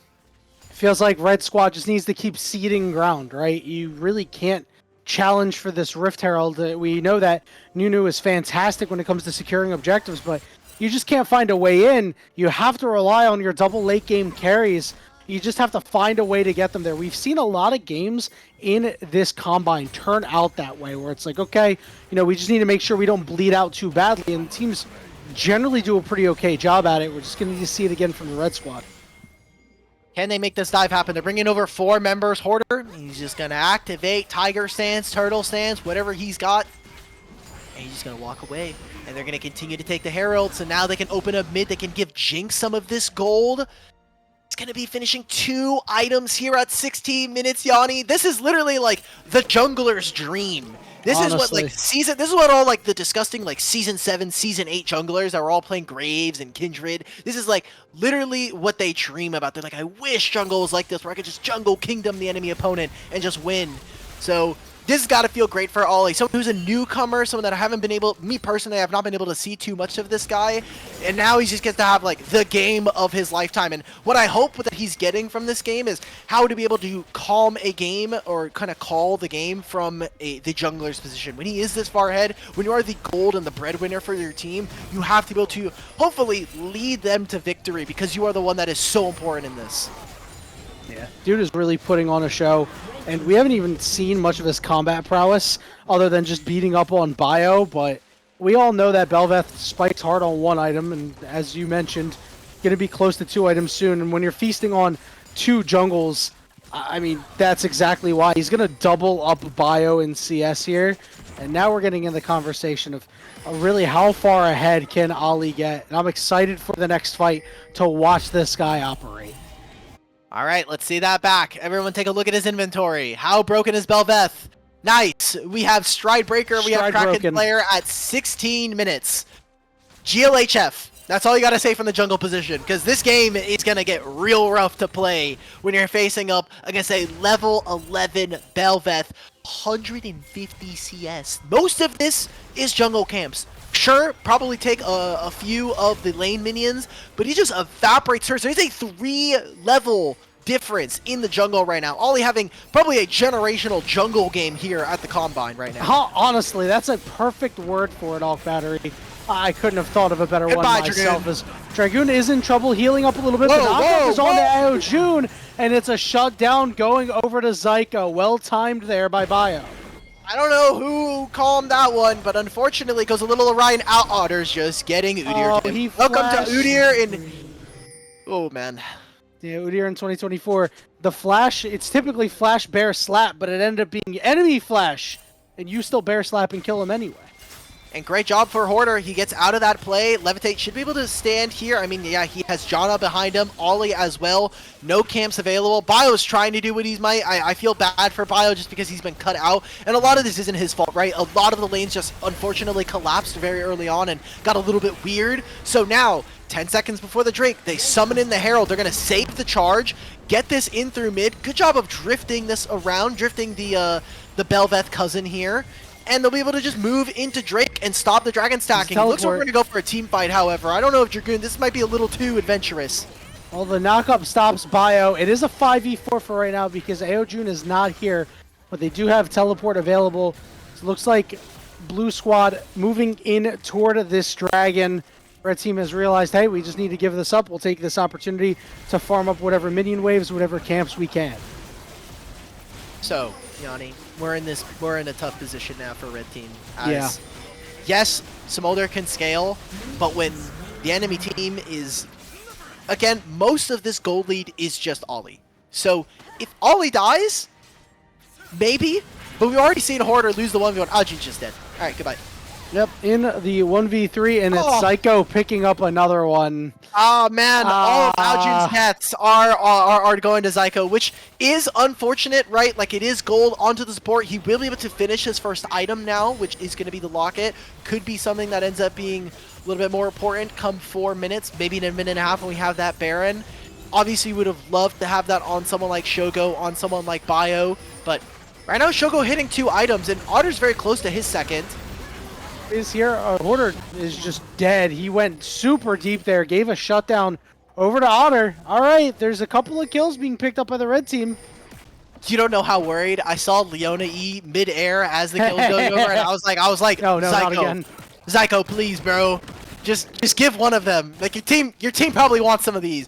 Otter getting that shutdown is nice. Again, we were saying, finishing those 2 core items, coming into this Baron, they have double marksman. Very real possibility that they could try to look for something around this Baron, because at this point in the game, again, Ollie is the gold lead, but with how fed he is, he's probably just a walking kill machine. He can go ahead, take 1 target, and that's the reset that we're looking for him and the Jinx. So, probably looking potentially in about 30 seconds, I would not be surprised if we get a Baron rush coming out from this red side team. Yeah, why wouldn't you, right? You only need Ollie and probably 1 solo laner in order to be able to do it. So as long as you just have good vision and play on your lanes, you should be fine. Psycho going super deep here, and he's all of a sudden been surrounded as his team was nowhere to be found. Aljun, fate sealed, not quite going to land, so he has to snap back. All right, I will say, That was pretty cool from Enthralled. He flash ulted, and he just put Zyko in a bad spot. So, not Zyko's fault entirely, Okay, right? okay, He got good. I was forcibly wondering put what in, happened there. He got forcibly put in the bin there, and you know it happens. You are playing again. That's the playmaking Janna. That's the playmaking Janna you only see on ARAM. Dragoon trying to jump in the back line. Yeah, he's not able to pull anybody else, and big knockups and a ton of damage coming out. Here comes the absolute zero. It doesn't do a damn thing as blinking low health bars on the side of Red Squad. It's awesome. I mean, hey, you got the flash out from Aljun, and not very many people died. However, it is going to be this mid-tier 2, and now you no longer have flash on Shogo. So your AD carry missing flash, very important coming into this Dragon in 2.5 minutes. It's just minor victory. The first half of this game, you know, the first 10 minutes was major victory, as obviously Jungler was just taking all of the camps. But now, it's all about whittling away at your opponents, taking away small objectives from them so that it makes it harder and harder to actually find kills. So, coming into this Drake, my eyes are going to be on this red team. Can they not only defend this Dragon, or maybe even look towards the Baron? Again, when you have double marksman, I think it is very real for you to try to force onto this objective. They could try to teleport Otter in a moment once he finishes his Muramana. Looking around again in about a minute and 45 time, you know that you're probably not going to be hitting a Drake Soul anytime soon. So give up this fourth Drake and try to play around either this objective or getting yourself a little bit more gold here. And one thing that we haven't talked about is Shogo is incredibly powerful right now, and you see Otter also on 2 items. Like, obviously, it's going to take Smolder a little bit longer to get those stacks. No, he's actually there.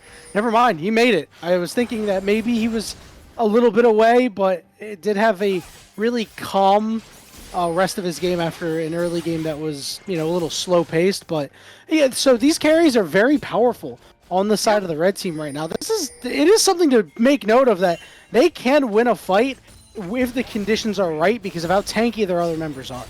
Yeah, their front line unfortunately is really poor. they don't have enough gold, so they don't have a ton of items. Look across, Horde has already finished the Leandries and has a Fimbulwinter. Looks like he's going for either a Randuin's or something else, maybe an ice, maybe going for Frozen Heart. So it's difficult. It's gonna be a tough ask. I don't think it's easy by any stretch of the imagination. But you come into this fight and you have to think, okay, Otter, it's time to put up or shut up at this point. You got the Smolder, you got ultimate, you're close to level 16. Onto 2 key members, but instantly shut down. The condemn against the wall too, and the carries are falling one by one on the blue side as they're continuing to make the plays happen. Hoarders running for the hills as Shogo's in hot pursuit. He'll finally peel off because you know you're not going to be able to catch him, Shogo. Come on. That's awesome, though. That's a huge fight. That was a miscalculation coming in from Ollie and Aljun. And Levitate's just not in a position to fire away. It looks like he's trying to finish the second item. Finally hits his Runons. But with Shogo and Otter, that execute coming in clutch. Otter, we talked about it coming into this series saying, okay, he's been someone who's been focusing so much on these marksmen. He's played the Lucian. We saw him on the Kog'Maw earlier today, and now with the Smolder as well. He's doing a fantastic job. He's ahead of the stat count. He's got over 10 a minute, and that execute and not only his positioning in that fight just completely remake the terrain on that one. Fantastic stuff. This could be that moment that we come back to in about 20 minutes time and say, this was the inflection point. How does Blue Side kind of recover from this play, and can they actually contest for this? I don't think so. And the answer is they don't recover, at least for right now, as this Dragon should go over to the red team. Puts them on Soul Point after you and I thought it was probably going to be an afterthought for them to try to get Soul. Now all of a sudden, very much on the board, and Ollie's game has gone kind of quiet ever since they got on 2 items. They were 3-0-1 for a long time. Well, now you got 3 items. You've got the Wit's End as well. This should be kind of saying, okay, where are we going? Where were all of these resources going to be ending up? They're going to utilize this Baron kind of see on the opposite side, all they have to do is just control these minion waves right now, because on the opposite side, Aljun is pushing on top wave. Hoarder is still a menace in this game. I know this game went a little bit sideways, but with where and how Hoarder is playing, he has 6 grubs. I don't think very many people can deal with him unless they overload onto the Udyr, which at that point just means he's buying time for the rest of your team. Good job from Otter, not only kind of farming his own jungle camps to try to get more stacks, but even picking up this wave. He's doing a fantastic job. I know we've been talking about him, but I really want to give him credit as someone who's been doing very well so far in this tournament, or in this combine. Yeah, and with how strong he is in this game, means that Aojun has a bit of a harder time trying to shove into him. Aojun is behind right now, you know, in terms of CS, in terms of gold, everything like that. I love what they did in the bottom lane to make sure, hey, push Bio away, get him to half HP, and try to make sure that the red team can't leverage this Baron very well. This is the big problem. You mentioned this a little bit ago. This could be the big issue here. As Ollie has slid in here, they're trying to turn this one around on Dragoon, and it looks like they will. Right. That's the pick, but look who's coming in behind them. Bio and the rest of the squad. Can they get out? It's not a reset here for Ollie, and he's also getting to a real critical point, getting that level 16. But it's like Otter versus Ollie at this point. Level 16 Smolder, level 16 Belveth on the horizon. You even see Hoarder actually teleporting to try to get this turret. So he'll utilize those 6 grubs, and he needs to be playing on the side lane. We talked about this every single time in the stream, but when you have 6 grubs, you have to be able to have someone match the enemy team, because they will never be able to play against 6 grubs. 6 grubs make it so that you just take turrets super, super fast. So for right now, with kind of this game getting a little bit weird, what I want to see from blue side, obviously you have some good team fights set up. You have a very strong Belveth. Jinx is going to be able to reset as if Aljun and them can kind of connect. But you can always play to delay the enemy team and allow Hoarder to push on a side lane. It's going to be the cleanse coming out from Levitate. Shogo's going forward the final hour, but huge slow from Phoenix Stance. Oh, big knockup from the side, and this is a problem. Here comes Mom flying through. Shogo leading the charge as they pick off Levitate. Wow. That's such a big find, and he doesn't have flash, so he'll have it for this next objective. How much was that worth, however, as they use a ton of ultimates? They'll be up before this dragon, but they're letting their side lanes constantly fall apart here. Otter, I think, still a huge member in this fight. He's having a fantastic performance, and my eyes always have to go back, and I think our audience always have to be looking at this Smolder. Is a champion that has been so controversial since his release, right next to someone like Asante. The infinite amount of scaling he has thanks to his dragon practice stacking, and 300 stacks at 27. He is doing so much damage, especially with that execute alongside him. Otter really coming up big when the team needed him. Shogo was strong enough to bridge the gap, and the team has responded to it.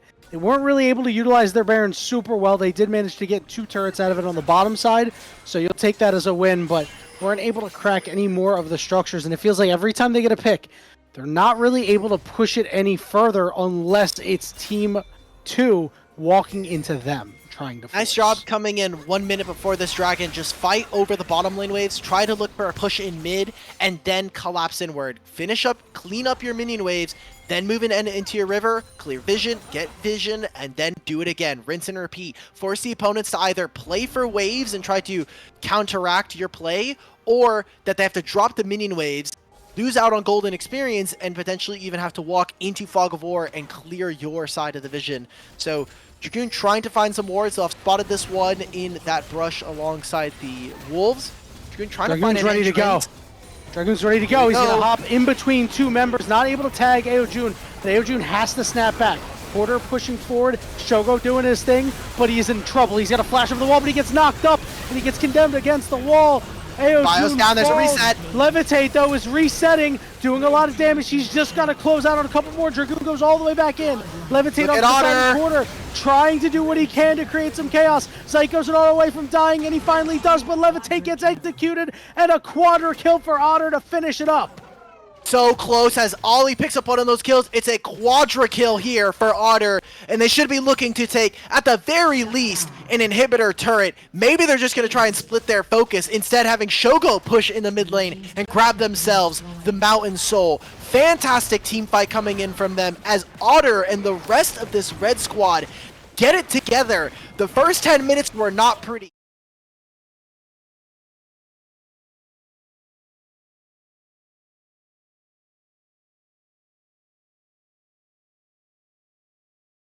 in the back line. Yeah, we saw Ali get on top of Shogo, and then he just flashes the wall. And it's like, okay, well, you dumped all your damage on the one carry, but the other carry is just allowed to operate completely for free. And that is a recipe for disaster, as evidenced by the squadra kill. Look, also, you know, a little bit of friendly banter. I know Shogo's about it. You stole the pentakill from your fellow marksman player. Just saying. Oh, Ali takes a blast cone. Takes a blast cone. He's going to be able to get out of here. But this game just gets trickier and trickier now for this blue side team to play, as they were trying to come in, try to get into an advantageous spot. They obviously had this massive jungle lead, but it's just evaporated into nothing. And remember what we said from draft, this Yone has to be creative with the angles. 6,000 health on this Baron. Need to try to find a way in. Dragoon ready to fly. Knockup goes onto Aljun, who's got to snap back, and then he dies. Otter gets another kill as it's a split fight. Shogo off to the side to kill Enthralled. He's got to use the ultimate to save himself. And the rest of Team 2 unable to link up. The Baron goes the way of the red team. Look at Otter as well, by the way. He said, my fourth item, I just have to make sure I don't die. So he just gets a Randuin's. So now, I mean, Aljun and Levitate do no damage to this guy. He is going to be unkillable. 3,000, almost 4,000 HP. They've got a Mountain Soul as well. Baron on their backs. How close can they try to end this game? Well, Hoarder is pushing in the bottom lane, is now starting to recall using his teleport. This means the inhibitor falls with no resistance, and the red squad is looking to end this game. The first Nexus turret is under siege. Aljun is now up. Bio gonna do what he can with his ultimate, but it doesn't do that much, as the blue squad looking to try and do something and come back. Hoarder gets executed. Enthralled goes down. Jinx gets executed. Everybody's falling at the hands of Otter and Shogo, as that will wrap it up, Bulk Battery. This set is knotted up at 1 apiece. There we go. Great job coming in from Otter. And despite some early game hiccups from our bottom lane here, Shogo and Zyko were able to hold on. Honestly, Bio, you need to maybe order Otter some dinner real quick. You know, just ask him, what do you want for Uber Eats? Like, what do you need for this game? Because this game was really tough to play for Bio. Bio was in such a bad position because he had to cover on the bottom lane play. They win for the gank. They got the kill, but then he's out 3 quadrants of the jungle versus the enemy. And you're thinking, okay, 6 grubs. They get the Rift Herald. They're taking all of these plates. You have to imagine that you're in a really good spot, but unfortunately they're not able to connect. They're not able to take down that Nexus, and this Smolder just became literally unbearable. Kind of similar to our game 1 with the Kog'Maw coming out from Aljun. Yeah, it's so crazy how the mid lanes have been the ones that are carrying by just being able to bridge themselves and get there. And I mean, Otter really, again, it's a story of he wasn't under too much threat, despite the fact that, you know, things were on fire elsewhere. He was, you know, pretty okay.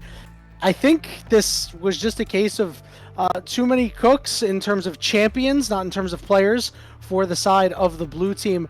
It's just because they're all so resource needy, and it felt like they were never able to link up and really leverage their 6 rubs while they were strong.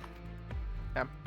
Gonna be interesting to see what we get coming into this last game, because Bio still hasn't picked a Rengar game. We are in Fearless. There is no Leona. There is no Rel. There's a lot of champions that are kind of gone. We still haven't seen too many Alistar plays so far, or Nautilus. So I'm interested to see what we get from our support pool. But a lot of interesting champions gone, and more importantly for me, no Yone and Smolder now. And we'll see if the other guys that you mentioned are up next. We're going to split for just a little bit, take a short break, and go listen in on some reviews. And when we return, we'll give you the final game of the 9th day of games here for the Saito GG Combine. We'll see you there.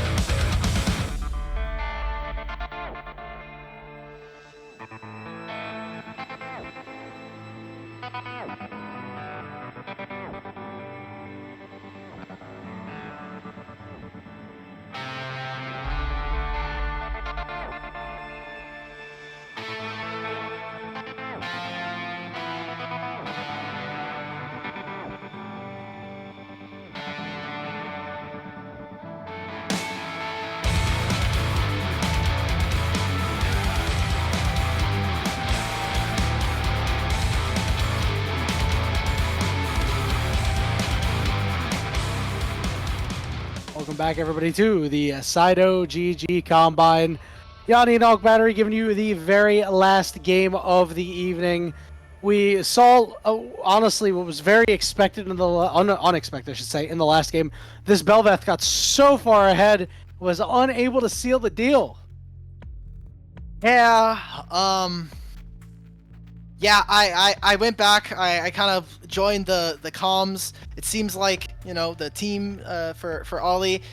Seems like Ollie was calming, but unfortunately, the rest of the team just kind of fell apart, and they weren't really able to kind of claw it back. So I feel bad for the guys. Obviously, winning versus losing doesn't matter in the grand scheme of the Combine. This is mostly focused on trying to see player improvement from game to game, from week to week. But a game like that is one where you really want to see this team kind of close it out. And obviously, this is always a great one if you're on the blue side here, right? For this Dragoon Bio Auto team, because you're saying, okay, look, we had a rough game one. We come into game two. The early game looks really bleak. It's looking like a 2-0.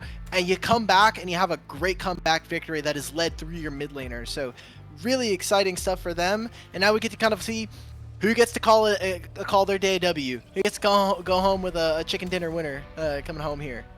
Winner, chicken dinner, baby. Let's go. You know, we gotta, you know, the good news is about Ali's game is that there was a lot to like, right? Obviously, the end result wasn't what you know he wanted it to be, I'm sure. Although, you know, as you said, wins and losses don't really matter in this Combine. But the early game was just phenomenal, honestly. Chef's kiss, right place, right time, every single time. Good timing on the jungle camps and everything. You know, there was definitely a lot to like about that. So we'll see how he's able to do hopping into game 3. And I also want to see how Bio is going to respond. I mean, like, this guy's got to probably feel a little disrespected.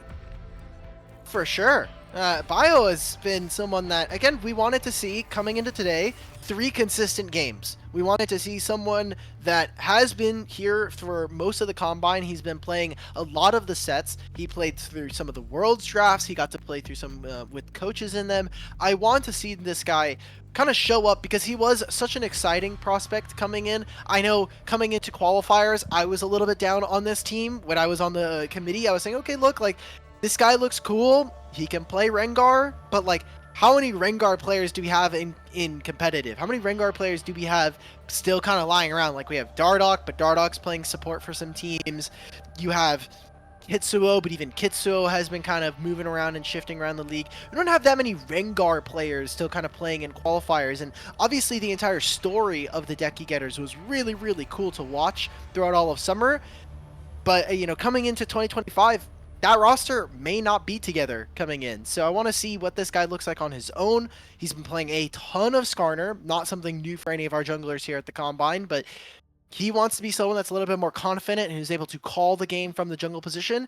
And we've had some up and downs. He still has probably a couple more days here on the Combine. We talked about at the beginning of the show, but at the end of this week, they will be announcing the 10 players that will be going through to the in-person tryouts. And that'll be the point where we start to cut off 20 of the players here in the Combine, which obviously sucks to see them go, but I'm sure all of them will have individual stories of how much some of these coaches and how individual players probably have helped them on their journey here. Yeah, it's just really nice, and hopefully we get to see that growth from those players in 2025. Because, man, it is just around the corner, right? I mean, it is less than 2 months to 2025, and couldn't be more excited to see how some of these players do. And whatever the tier 3 system looks like, I want to see AO June show me the AO June from a couple days ago. I want to see this guy take over another game like he did on that Cogball. I mean, hey man, he kind of put up in that last game. He was like, hey, hold up, guys. I was looking good on the Kog'Maw. The Yone was maybe not my specialty, and everybody has a bad game. I think that's fair. I think it's okay to have games where you can not perform to either your own standard or the standard that we set here on the broadcast, but that is part of the development. That is part of you being able to become a better player. I don't think stories are much as interesting. I don't think even we're kind of extrapolating to the worlds right now. I don't think the T1 story is as interesting. I don't think the DRX story is as interesting if they don't come in as the 4th seed and not expected to win anything. So when we talk about players, I want to see them kind of do that rise and fall, get to the end of this combine and look a little bit better as we go through. So we're in game 3 of a full fearless draft here. We've got Orianna potentially being on the cusp of a first pick here, which means the enemy team has to be thinking, are we picking stuff like the Nocturne? Are we going to try to deny that away from our opponents? I want to see the Nocturne on the side of the blue team, please. I want to see Nocturne Ori performed to perfection, or Ori Vi. Either of them work for me personally. Taking a look at a couple of the bans before we start getting into the really heavy hitter picks. A lot of AD carries taken away. Ari going to be the selection here for the red team. Just a nice solid matchup there. You're going to have that nice pick potential. Would love to see them follow it up with a Vi. Yeah, Vi. With this Orianna, we've also been seeing a lot of teams stack with their jungler. So thinking of stuff like even top lane Rumble, which surprisingly enough, neither of these guys have really been picking Rumble throughout the Combine. Hoarder has obviously played against a couple of Rumbles. Dragoon has actually not played against a single Rumble. We see it banned here in this last game. It kind of makes me a little bit sad. We won't see like Orianna and Rumble, which is typically a great combo to have. But we get that Ahri Vi like you were mentioning, and kind of those options. Are we going for the Nocturne and the Orianna? A very easy combo to kind of set up. And we don't have very many ADs that kind of set up very well. Obviously with Jhin, you have a very long range to be able to deal with these opponents. And one other thing is that Xayah ban now carries so much weight because of the Vi on the other side. Oh, don't tell me that we're going to lock in a Lee Sin here. It looks like we have locked in a Lee Sin here for Bio. All right, I'm with it. I don't think it's objectively great, especially with the Orianna, but I am so with it. Why not? Go and try to ball out. Look, that's great. I'm glad there's 2 of us here because that means you can be with it. I don't have to be. Listen, I agree with you. I don't think it's objectively great, but I like to see don't try and ball backtrack now. out. Don't backpedal now. I did say it. I said that while I was having my explanation. No. Listen, you don't get to backpedal. You're down with it. You're going for it. I'm happy he's going for it, but I don't think it's great. Okay. Well, Game 3s have been a little bit wonky for Bio. He's been someone that I was kind of expecting Game 3 so far throughout the Combine. He's been reaching for his Rengar a couple times, okay? He's played it twice. Maybe he would have gone for a Grave, something we also saw earlier on in the Combine a couple of days ago. So, not surprised, but I think pretty interesting considering we had already thought we were going for something like the Nocturne. Gnar here potentially the answer, as getting into the second phase of bans, those supports that we've been talking about, the Poppy is gone, Alistar and Rel have been taken away. Where is Nautilus and Alistar? I think these should be the next largest prios for both of these teams. And especially if you're on red side here, you have first pick of the litter when it comes to support, and you can even get AD counter picked for someone like Levitate. Love that the Renato went away. I think that champion would be really strong right now. Golly, what are our options here? I think Alistar would be really nice for the blue squad. I think that just anything you can do to try to prevent this Gnar from hopping in and causing havoc on your team is really what you need. Yeah, and now coming into the back end of this draft, maybe there's even a Ziggs potentially in our future here. I think a Ziggs with the potential to play against a Vi is very good. You also take away a potential mage that can build Zhonya's very easily. We also still have Varus on the table, so a lot of options from the AD carry position, and that Nautilus is gone. Now it's up to the blue team. Are they going to be willing to play against something like the Alistar? They go ahead and take the Kai'Sa away. Levitate now. I think this is where you're going to be looking to pick up your support. Xayah is gone. They take the Rakan here for Enthralled. And blue side now, we got to see what is the lock-in here for Shogo and Zyko. Rakan ties the composition very well together. I think you just need a little bit more CC. This Alistar, it sounds like it could be pretty good, but then you don't really have anything super guaranteed. Obviously, Headbutt Pulverize isn't the most skill-testing combo to pull off, but you're still going to have to be on top of it. This would be sick. All right, Oh. we're going into Oh. the weird dimension. I Oh. love Vagar. He's getting locked in. I wonder if that's going to be support or if that's going to be bot lane. I think it has to be support. And are they going to be a little bit weird? We've been hearing rumblings of like Camille being played in bottom lane. I just don't know of Zyko as a Camille player. Because obviously we'd want to put Shogo in the hands of a mage. But this is already getting strange. I really don't like the Bard, although you can think of Bard as a free Zonias for your team. So if Vi goes to ult your target, boom, you have the ultimate available. I just worry about this pairing in bottom lane. Now with the Sivir and Rakan, this is a huge empowerment. This is going to be a game where we're going to have to see Ollie and Aljun really, really do well. And obviously Hoarder, I think, has been able to kind of pick up the slack in top lane so far. That Cassante game in game 1, game 2 on the Udyr. This is, a pretty unique composition, and not to take anything away from our blue side here, though. No, not at all. The blue side is they're gaming. They're gaming for sure. Oak Battery. I don't think I have a better way to put it.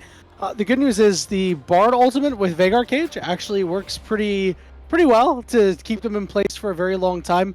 I really like this Sivir pick, not only because it accentuates the rest of the team, but she got a pretty large buff to her early game and through her Boomerang Blade. And I wonder if that means Lethality Sivir makes a comeback, if there's a world for that. And I'm happy that somebody is at least giving it a shot. I would really prefer if Lethality Sivir just died in the ditch. I love Sivir. I love Sivir as well, but it was disgusting. Lethality Sivir was really, really not fun. Yeah. I loved it. It's fun if you played it. It's really fun not playing against it.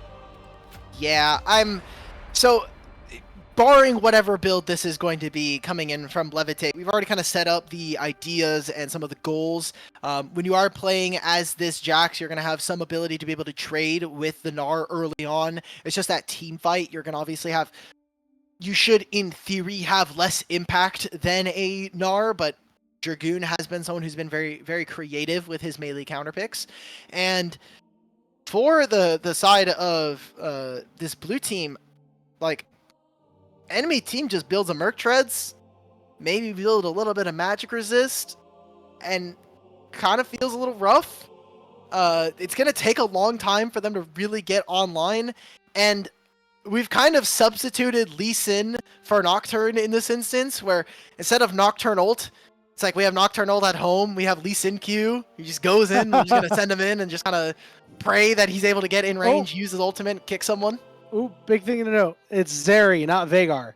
Oh, thank God. Yeah, okay. Oh, thank God. This, right. I like a lot more. Okay. Yeah, this is much better. Before we get into that, I do love that you mentioned the Lee Sin taking the place as Nocturne. It's actually a reverse Nocturne. Everybody else can see except for you. True. Anyway, take it away with the Zeri. Well, Zeri, I mean, makes this a little bit more fun, makes this slightly more playable.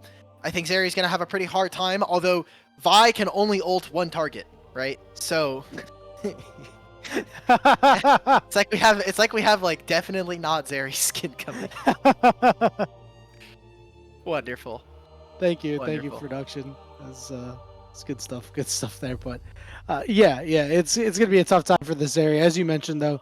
If I can only ult one person, I wonder if there's a world where they eventually elect to split off this Vi and this Ahri. They go and CC up 2 different targets to make sure that somebody dies cleanly, instead of, okay, we'll dump everything onto one person and then, we'll see if they're able to trade 1 for 1. But things will always get weird with Tempered Fate being available, and these fights, maybe won't go as clean as Team 2 expects them to. Yeah. I just have questions about this Bard. I'm Me not too. too familiar with the game. I'm theoretically, the way that I come about this and I'm kind of approaching this game, I see Bard as, like I said earlier, a free Zonias if they want to try to go for it. And I still just have a lot of issues with the Lee Sin. I think that it puts the team on a little bit of a timer. Who's really here to set up for a Zeri in this instance to have like a super big pop-off game? You typically want to have tanks that can kind of lock down a fight and make it very difficult. So yeah, I have a lot of questions, and hopefully these players can give me some answers. Maybe we see some great performances, especially for the last game of the day. Yeah, I'm really looking for Dragoon to have a pop-off game here, especially with him getting the Jax. You're going to have, obviously it's going to be tough in the lane against the Gnar, but as you mentioned, opportunities to trade and have opportunities for really big flanks here to be a large disruptor in these team fights if he can find a way through. Yep. I just love how easy this red side team is to execute, right? So Like simple. it's literally just we can run at them even if we're behind on an objective. If we're late to an objective, we can use the Sivir ultimate to just run into a fight and get there. And hopefully, Aljun, we can kind of see this matchup. These two mid laners have really had two pop-off games individually for each other. And this game 3, I hope that they can kind of bring it their all and really kind of put it out on the Rift and have a really great even match between the two of them. What's really interesting about the matchup is that it can go one of two ways. They can decide to do nothing but fight each other and just brawl and wrestle for lane control using their poke, or they can just farm it out and play for them both to hit level 6 and then play with their junglers and try to make plays happen off of that. We have hit the spectator delay for the final game of the evening, so we're going to take a short break. When we return, we'll be on Summoner's Rift. Remember, it's the last game. These two teams going head-to-head. It should be a really fun one. I'm interested to see how these team fights look. We'll see you soon.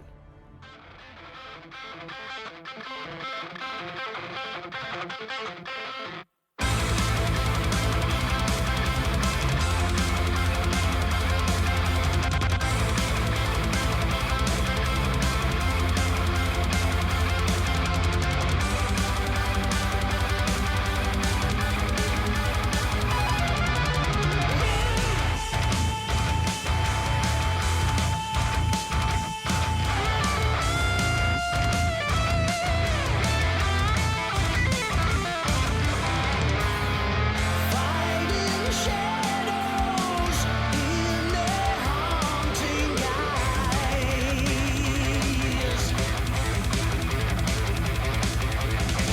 smiting the wicked morrow when knowledge might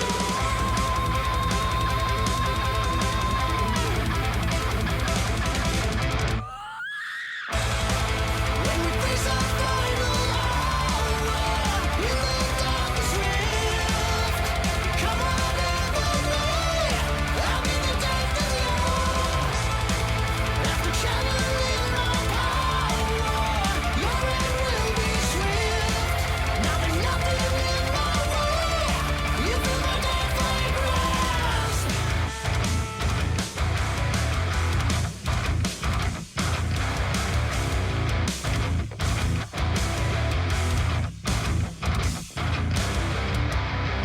Crashing minions, ravage fields of war.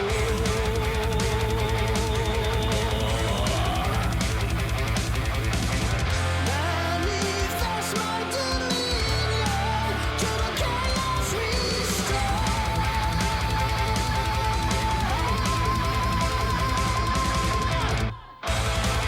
When we face our final hour in the darkest rift, come on, everybody, I'll be the death of you. After channeling my power, your end will be swift. Now there's nothing in my way. You feel my deathly grasp.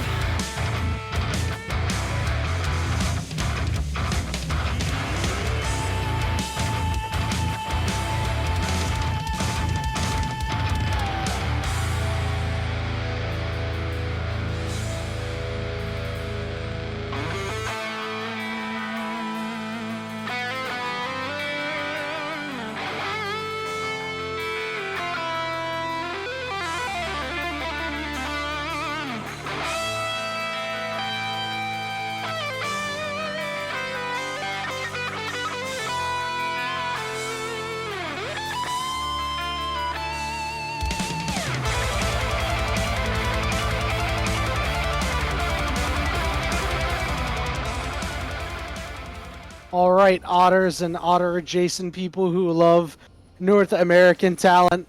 We are here for the final game. We see Otter repping T1. Hulk, who do you think's gonna win this weekend?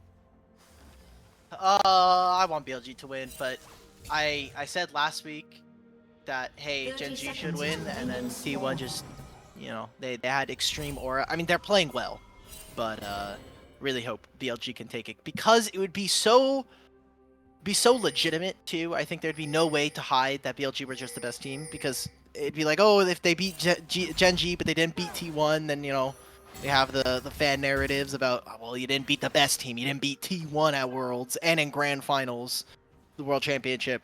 But now they get to have the chance of playing against T1. I should have just listened to Bin, man. Bin was like, literally, they're like 20-1 in scrims. Gen G are winning, but T1 are just better. And I'm like, I should have just known. I should have just trusted my GOAT. Honestly, and we'll see how that goes. I'm very excited for those games. And I'm very excited for this game as well.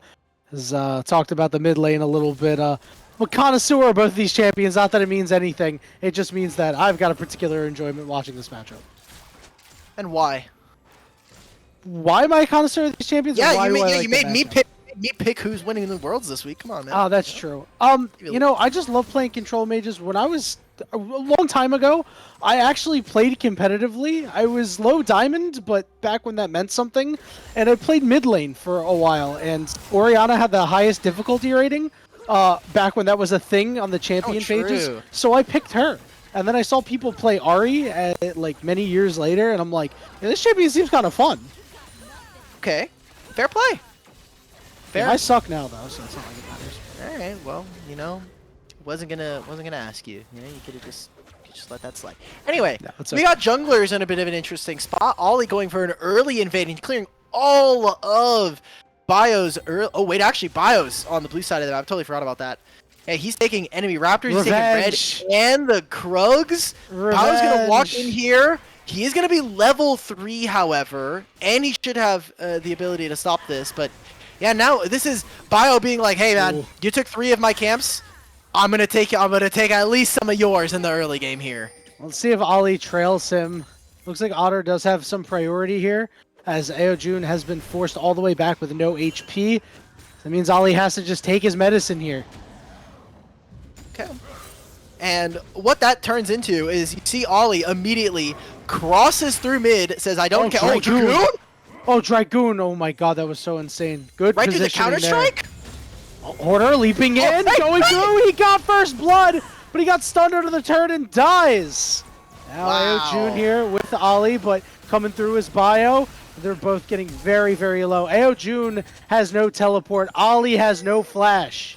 Oh, I see how this game is going to go. Okay, this is going to be one where you're really working for your job over here. I'm just going to have to sit back on this one. Yeah, Bio gets to just invade. They're using Zyko to move in. No flash on Ollie. Beautiful move there by Zyko to make sure that Ollie had nowhere to go. And he still has 5 camps plus double scuttle here. Ollie is out of the... We said last game, Ollie was in the game, Bio is out. It's completely role reversal this time. As Bio, he's going to take bottom side scuttle.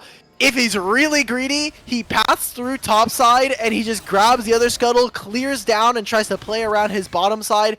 Really fantastic stuff here. Shogo's going to have to be a little bit careful. Might lose a summoner spell. Might lose his life after that. He's lost both summoner spells. Very close to going down, but he will remain upright. I can't believe you just spoiled the script like that, Elk Battery. You said it's a role reversal, and that means that the red team's going to win. How'd you know? Oh no! I already watched a bunch of those games earlier. One of the great co-streamers, then Uncle Phil, has been the GOAT. Been cursing some of these games. He's like, I really like one of these drafts, and then the enemy team wins. So I hope I don't have something like that. I would prefer that my analysis is hopefully sharper in this instance for seeing which Combine team wins. I don't know if that makes me... I don't think that makes me any better than Uncle Phil, obviously, but... No, Otter just wins this 1v1. I mean, Bio's going to be here to clean it up anyway, and that was a really nice play, but... Man, this is ridiculous. I love what Bio's doing. I love what Otter's doing. Great start to the game for the blue squad. Okay, Otter and Bio need to keep this up, though. Bio needs to be able to leverage the fact that Zeri's going to have to just clear waves by herself. Zyko with this Bard is going to have to do whatever he can to kind of open up the map for his jungler. And if they can continue this jungle advantage, Lee Sin can become very oppressive. But as is right now, again, I just have a lot of questions about whether or not this Lee Sin is going to be useful when we get to that 20-minute mark. He's going to have to take the game over, and I'm not sure if this competitive environment is conducive to that sort of thing. Well, we thought also that, you know, the Bel'Veth should have just won that game, and that didn't happen. So, you know, there might not just be justice in this world for junglers. No justice, no peace. Waves very slowly pushing toward Hoarder. Ollie was hanging around the area. Meanwhile, in the bottom lane, we're seeing them scrap a little bit more. Levitate went boots opening here on the Sivir, so that's I gotta say, I'm a little surprised. Didn't go for any damage, but it looks like he's just trying to wave clear. Dragoon with a big flash, and Bio will just pick that one up right there. Thank you very much. Bot lane, knock up on the Zyko. Zyko has nowhere to go, so we'll head back to the turret and hope that he doesn't give it to Levitate. Levitate is running him down and will be able to do so, as Enthralled will hop back to his buddy. And Otter in the mid lane just solo killed Aljun. So maybe it's just the Orianna, maybe that game one, maybe that Kog'Maw was just a little too much of the secret sauce, the special tech coming from the mid laner on the red team. But Bio's just having all of his lanes, except his bottom lane, kind of win out. It's going to be the flash now here for Shogo. But Levitate, you got to be pressing tab, brother. You see that enemy jungle is 3-0 on this Lee Sin. You have to expect that he is coming on through to your lane. And look at this, Bio, knowing the respawn timers, because guess what? He already took this camp the first time around. He can just take another one of these topside camps all over again while getting himself 3 grubs. Really great job coming into this game 3. Bio really did take that personally. He said, no, next game, I'm righting my wrongs, and I've loved what he's done so far. Eoju now hitting level 6, does have the Ahri ultimate available at Spirit Rush, and is making a beeline for the bottom lane to make a play. I really love this.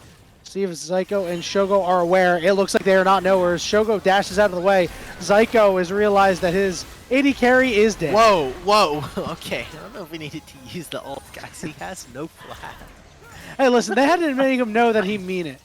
Like even Aljun doesn't use the Ahri Spirit Rush. He's like, okay, I can. Oh, he actually did. Sorry, he already did use it. So that was 2 ultimates trying to make this play. I think he's always dead. He didn't have a lot of mana, and they're protecting this. Bio is here now with no Ahri ultimate, with no ult on Ali. Oh, they're trying to find the kick. What a kick! Ball's still on Bio, but the question is, can he catch up? Will not land the Q. It gets eaten by the shield. Ali will be able to dash out, but they do protect the dragon and are now in position to not only take the blue buff, but also the dragon if they want. Oh man, it's a nightmare right now. This game is gonna get so weird. If we thought last game was one where we saw jungle domination, well now it's from the opposite jungler, and they're playing Lee Sin, not a champion that is typically synonymous with being able to power clear, someone that is a very heavy ganker with so much mobility and upfront base damage. If they're able to finish a base item before 10 minutes, then we could start to see this game get really, really interesting, as this Lee Sin will be ahead of the curve and deal so much damage against their opponents. The good news for the red team is they have ways to be able to potentially evade this Lee Sin. Bio's done a great job so far of making sure he's getting in close before throwing out his Qs, trying to make sure spells get baited out, or just trying to make them uncomfortable when it comes to dodging, and that'll have to be a big part of his game moving forward here. Seeing Ollie wants to find a way into this jungle. He knows the camps are up. Dragoon posted up here to engage onto the Vi. Counter-Strike not going to land. This is great because now with so much control through topside, whatever objective Bio wants is whatever objective Bio gets. It's 9 minutes, he has the Eclipse. He is going to do so much damage. He also has shielding, so he has a little bit of extra durability. Aljun just trading right now, seeing if he can try to force out the flash. Aljun's going to win this fight. He couldn't land the Q. Oh, so close. He does get Otter's flash, but he was so close to getting a solo kill. You know, that's worth it still. That is considerably, I mean, that's basically a solo kill right there. Yes, you're missing out on the golden experience, but think about the wave that he's going to be missing. You're forcing out both of his summoner spells here. Perfectly fine trade, even if it's not a kill. It's about a theoretical. What else are you gaining from this? And Oh, I Aljun love this now- aggressiveness. Oh, no. Aljun does not flash, holds the flash. Had a feeling that was going to happen. Okay, Meanwhile, now it's flash in the definitely not bot worth it. lane. Everybody's going golden. Maybe not everybody, just 2 members. Knockup was not timed properly, but I don't think it'll very much matter as Shogo will fall. And look at this top lane play. The bio getting the kill onto Hoarder. Zyko barely is able to escape right there. I don't think you're allowed to recall there. I'm going to be honest. I think the It does Levitate seem a just little kinda walks illegal. up. Yeah, oh, he doesn't have the Q anymore. Maybe if he's able to press W, does it leave? Oh. But it's going to be plates on top side. It's going to be bio sitting in front of these grubs. They're going to get 6 grub for themselves. And a good start. I mean, across the board, minus your bottom lane, this blue side team is looking really dominant coming into this last game. They're so far ahead that they just get to bridge Shogo into this game if it goes longer. He will still be an absolute monster if he ever needs to be relevant later on.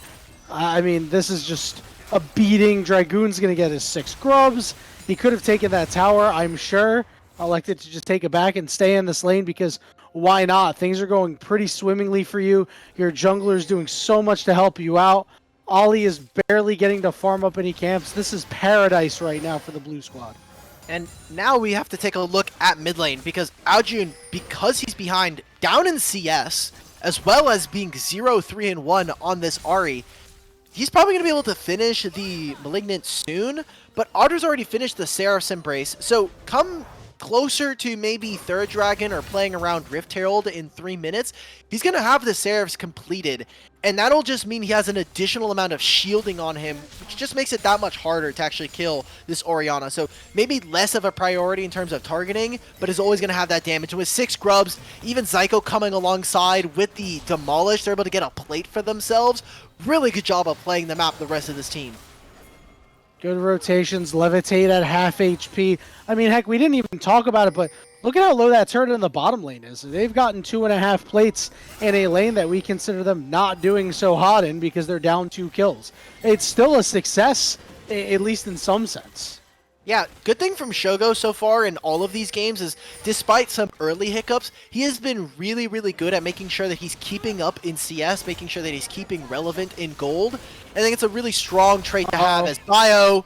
Charm goes down, so Enthralled will be able to make sure that him and his lane partner live. Aljun trying to get in as well as Ollie. Here's the shockwave down. See you later. Otter gets another kill. And look what they can get from this bottom lane. That's 3 plates and bottom lane immediately taken. Pre-14 minutes. They're going to try and make this dive. They still have Zyko's ultimate here. They have the static shift to be able to clear the wave. I like how they're doing this right now. They're catching the wave really, really high on the red side so that this doesn't get close to the turret. They're going to make the dive happen. Turret's golden, and it's perfect. They managed to get a kill. Bio going to go all the way forward. Looking to take out Levitate, and he will. Bio is on fire this game. Otter is doing his thing too. And Dragoon, oh wait a minute, this might be a problem. I don't think Dragoon's winning that one. Look away, blue side team, everything was going well, and then that happened.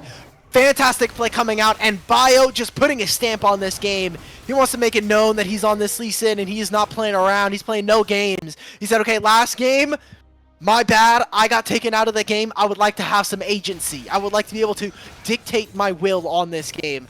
And now with these 6 grubs, they're playing so well across the map. They're making sure to get turrets. And this also comes at the behest of someone like Otter, who individually is winning his lane so hard that he's forcing Aljun out of lane. He's getting turret plates by himself. Oh, Bio might be caught here. He's got a lot of Insane gold on him. Curse. And it goes over to Enthralled. 759 gold to the support. He'll help him finish his first item as Aljun is in so much trouble. Flash up, but he'll just keep it in the back pocket.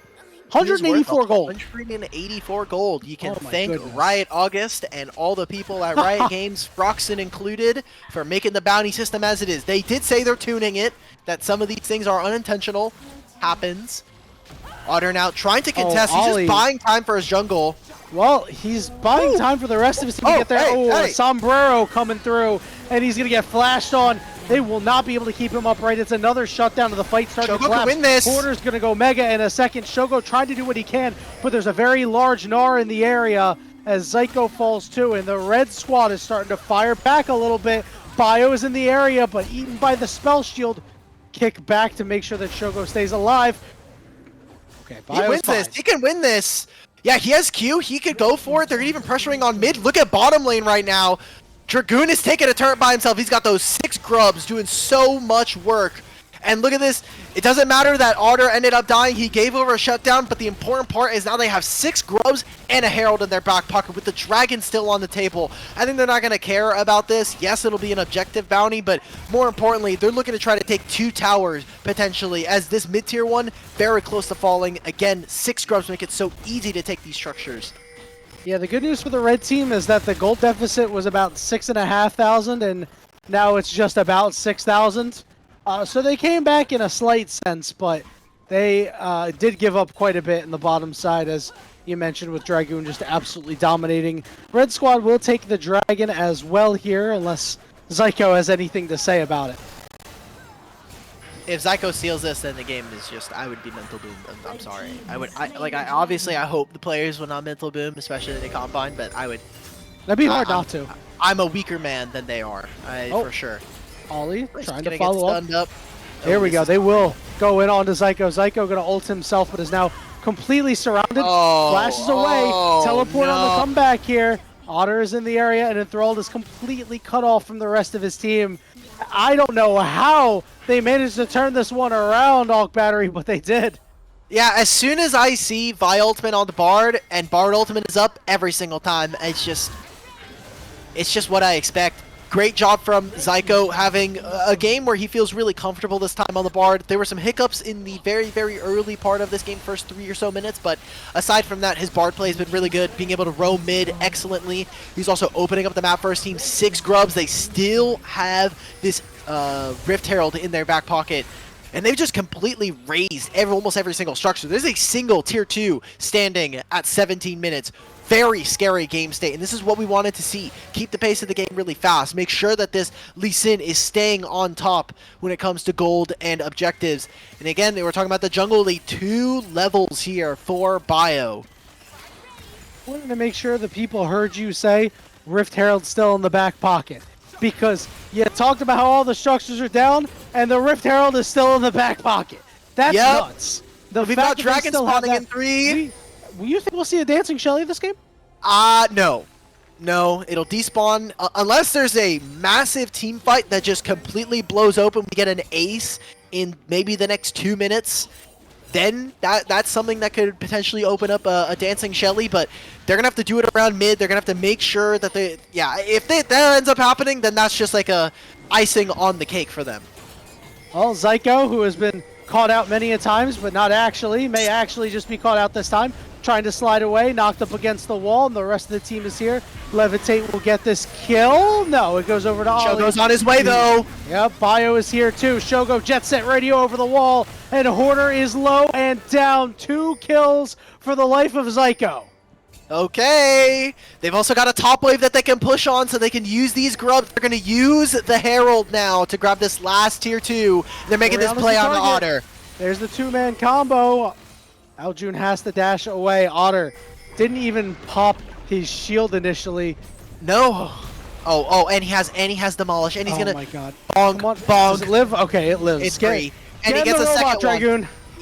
Yep. Just. Yeah. Okay, it'll die now. But like, no. If my Vi Ahri do not do enough damage to even proc Seraph shields off of the Orianna, we're in DEFCON 5 right now. As Shogo in a bit of trouble. He does have the barrier coming up soon, but should be able to jump out of this a-okay. Also has his flash coming up just a few. Yeah, exactly.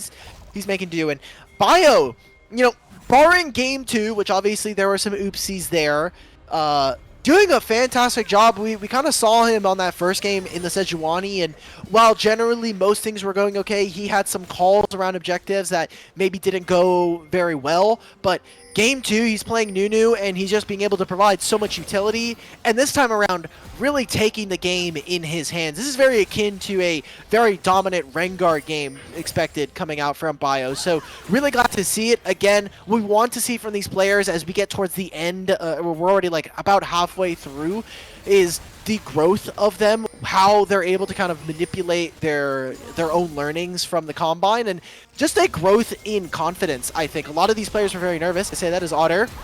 Well, they'll try to make the play again. They do proc the Seraphs. Heck, they even get the Zonias out of them. He trades a lot of damage back, but will certainly not be enough. Bio has an opportunity to go on Levitate if he wants, and he wants it bad. Levitate has no shield left. Bio flash, kick, Q, dead. Served right up to Shogo. Big minion wave, but Hoarder is here to keep them off that turret. And they have no kick now. Hoarder, Bio, be very careful. Okay, they're backing right now. Bio ultimate is almost up. They're going to try to go on to Ollie here. Ollie is almost dead. He will fall. Shogo doing a great job of staying out of range, and Hoarder just a sliver of HP. And Zyko says, well, don't mind if I do. I'll pick that one up as the mid inhibitor turret will fall. Dragoon on the bottom side, crushing that turret. Zyko, Aljun stunned out. June dead. All right, they're definitely KDA padding. They're just doing tricks on it right now. It's 11,000 gold at 21 minutes. This game was over at 5, and they're gonna make sure it ends 3:22. Poor guy, Levitate just getting chunked like a tomato when it's time for Salsa as the Nexus turrets begin to fall. Team has respawned. We'll see what they do. Zyko getting very low, but it's just not enough. They don't have the damage. They're not even focused on killing this Nexus right now. Hoarder is up to just get kicked right into his teammate. Oh, that's brutal. A brutal way to end it, but a really impressive showing out of Bio and Otter. We weren't sure about this Lee Sin Alk Battery. We both had our reservations about it being, I don't know, but you know what? Bio showed up. Gotta give him all the credit in the world. Exactly. I'm really proud of this guy for having a really stand-up game this time. Really, really dominant this time around. Baron was alive for 1:30 and then the game ended. That's about the the fun stat that I'm gonna give before we close out this show. Just a great job coming out from them, and I'm glad we got to see this Shogo and Zyko do a really kind of come out of their shell a little bit and have a really good back-to-back games. Obviously, the laning phase of Game 2 was pretty fun, but yeah, Shogo and Zyko really showing up, especially for two players that, for Zyko, playing at the Tier 2 level, having a really great 2024, and for Shogo, someone that has unfortunately not been able to have his shot playing in NACL or above, and has been really grinding and kind of showing up, trying to make sure that he's always at that level and kind of NACL ready.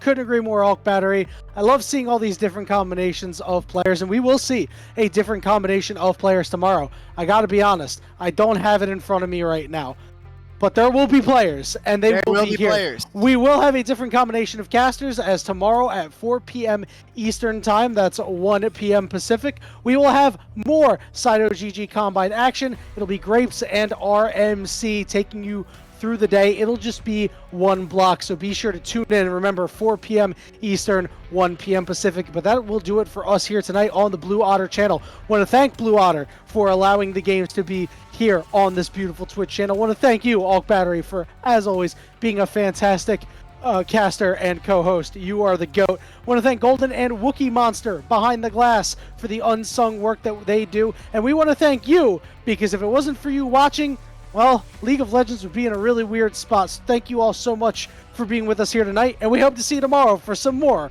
Combine action.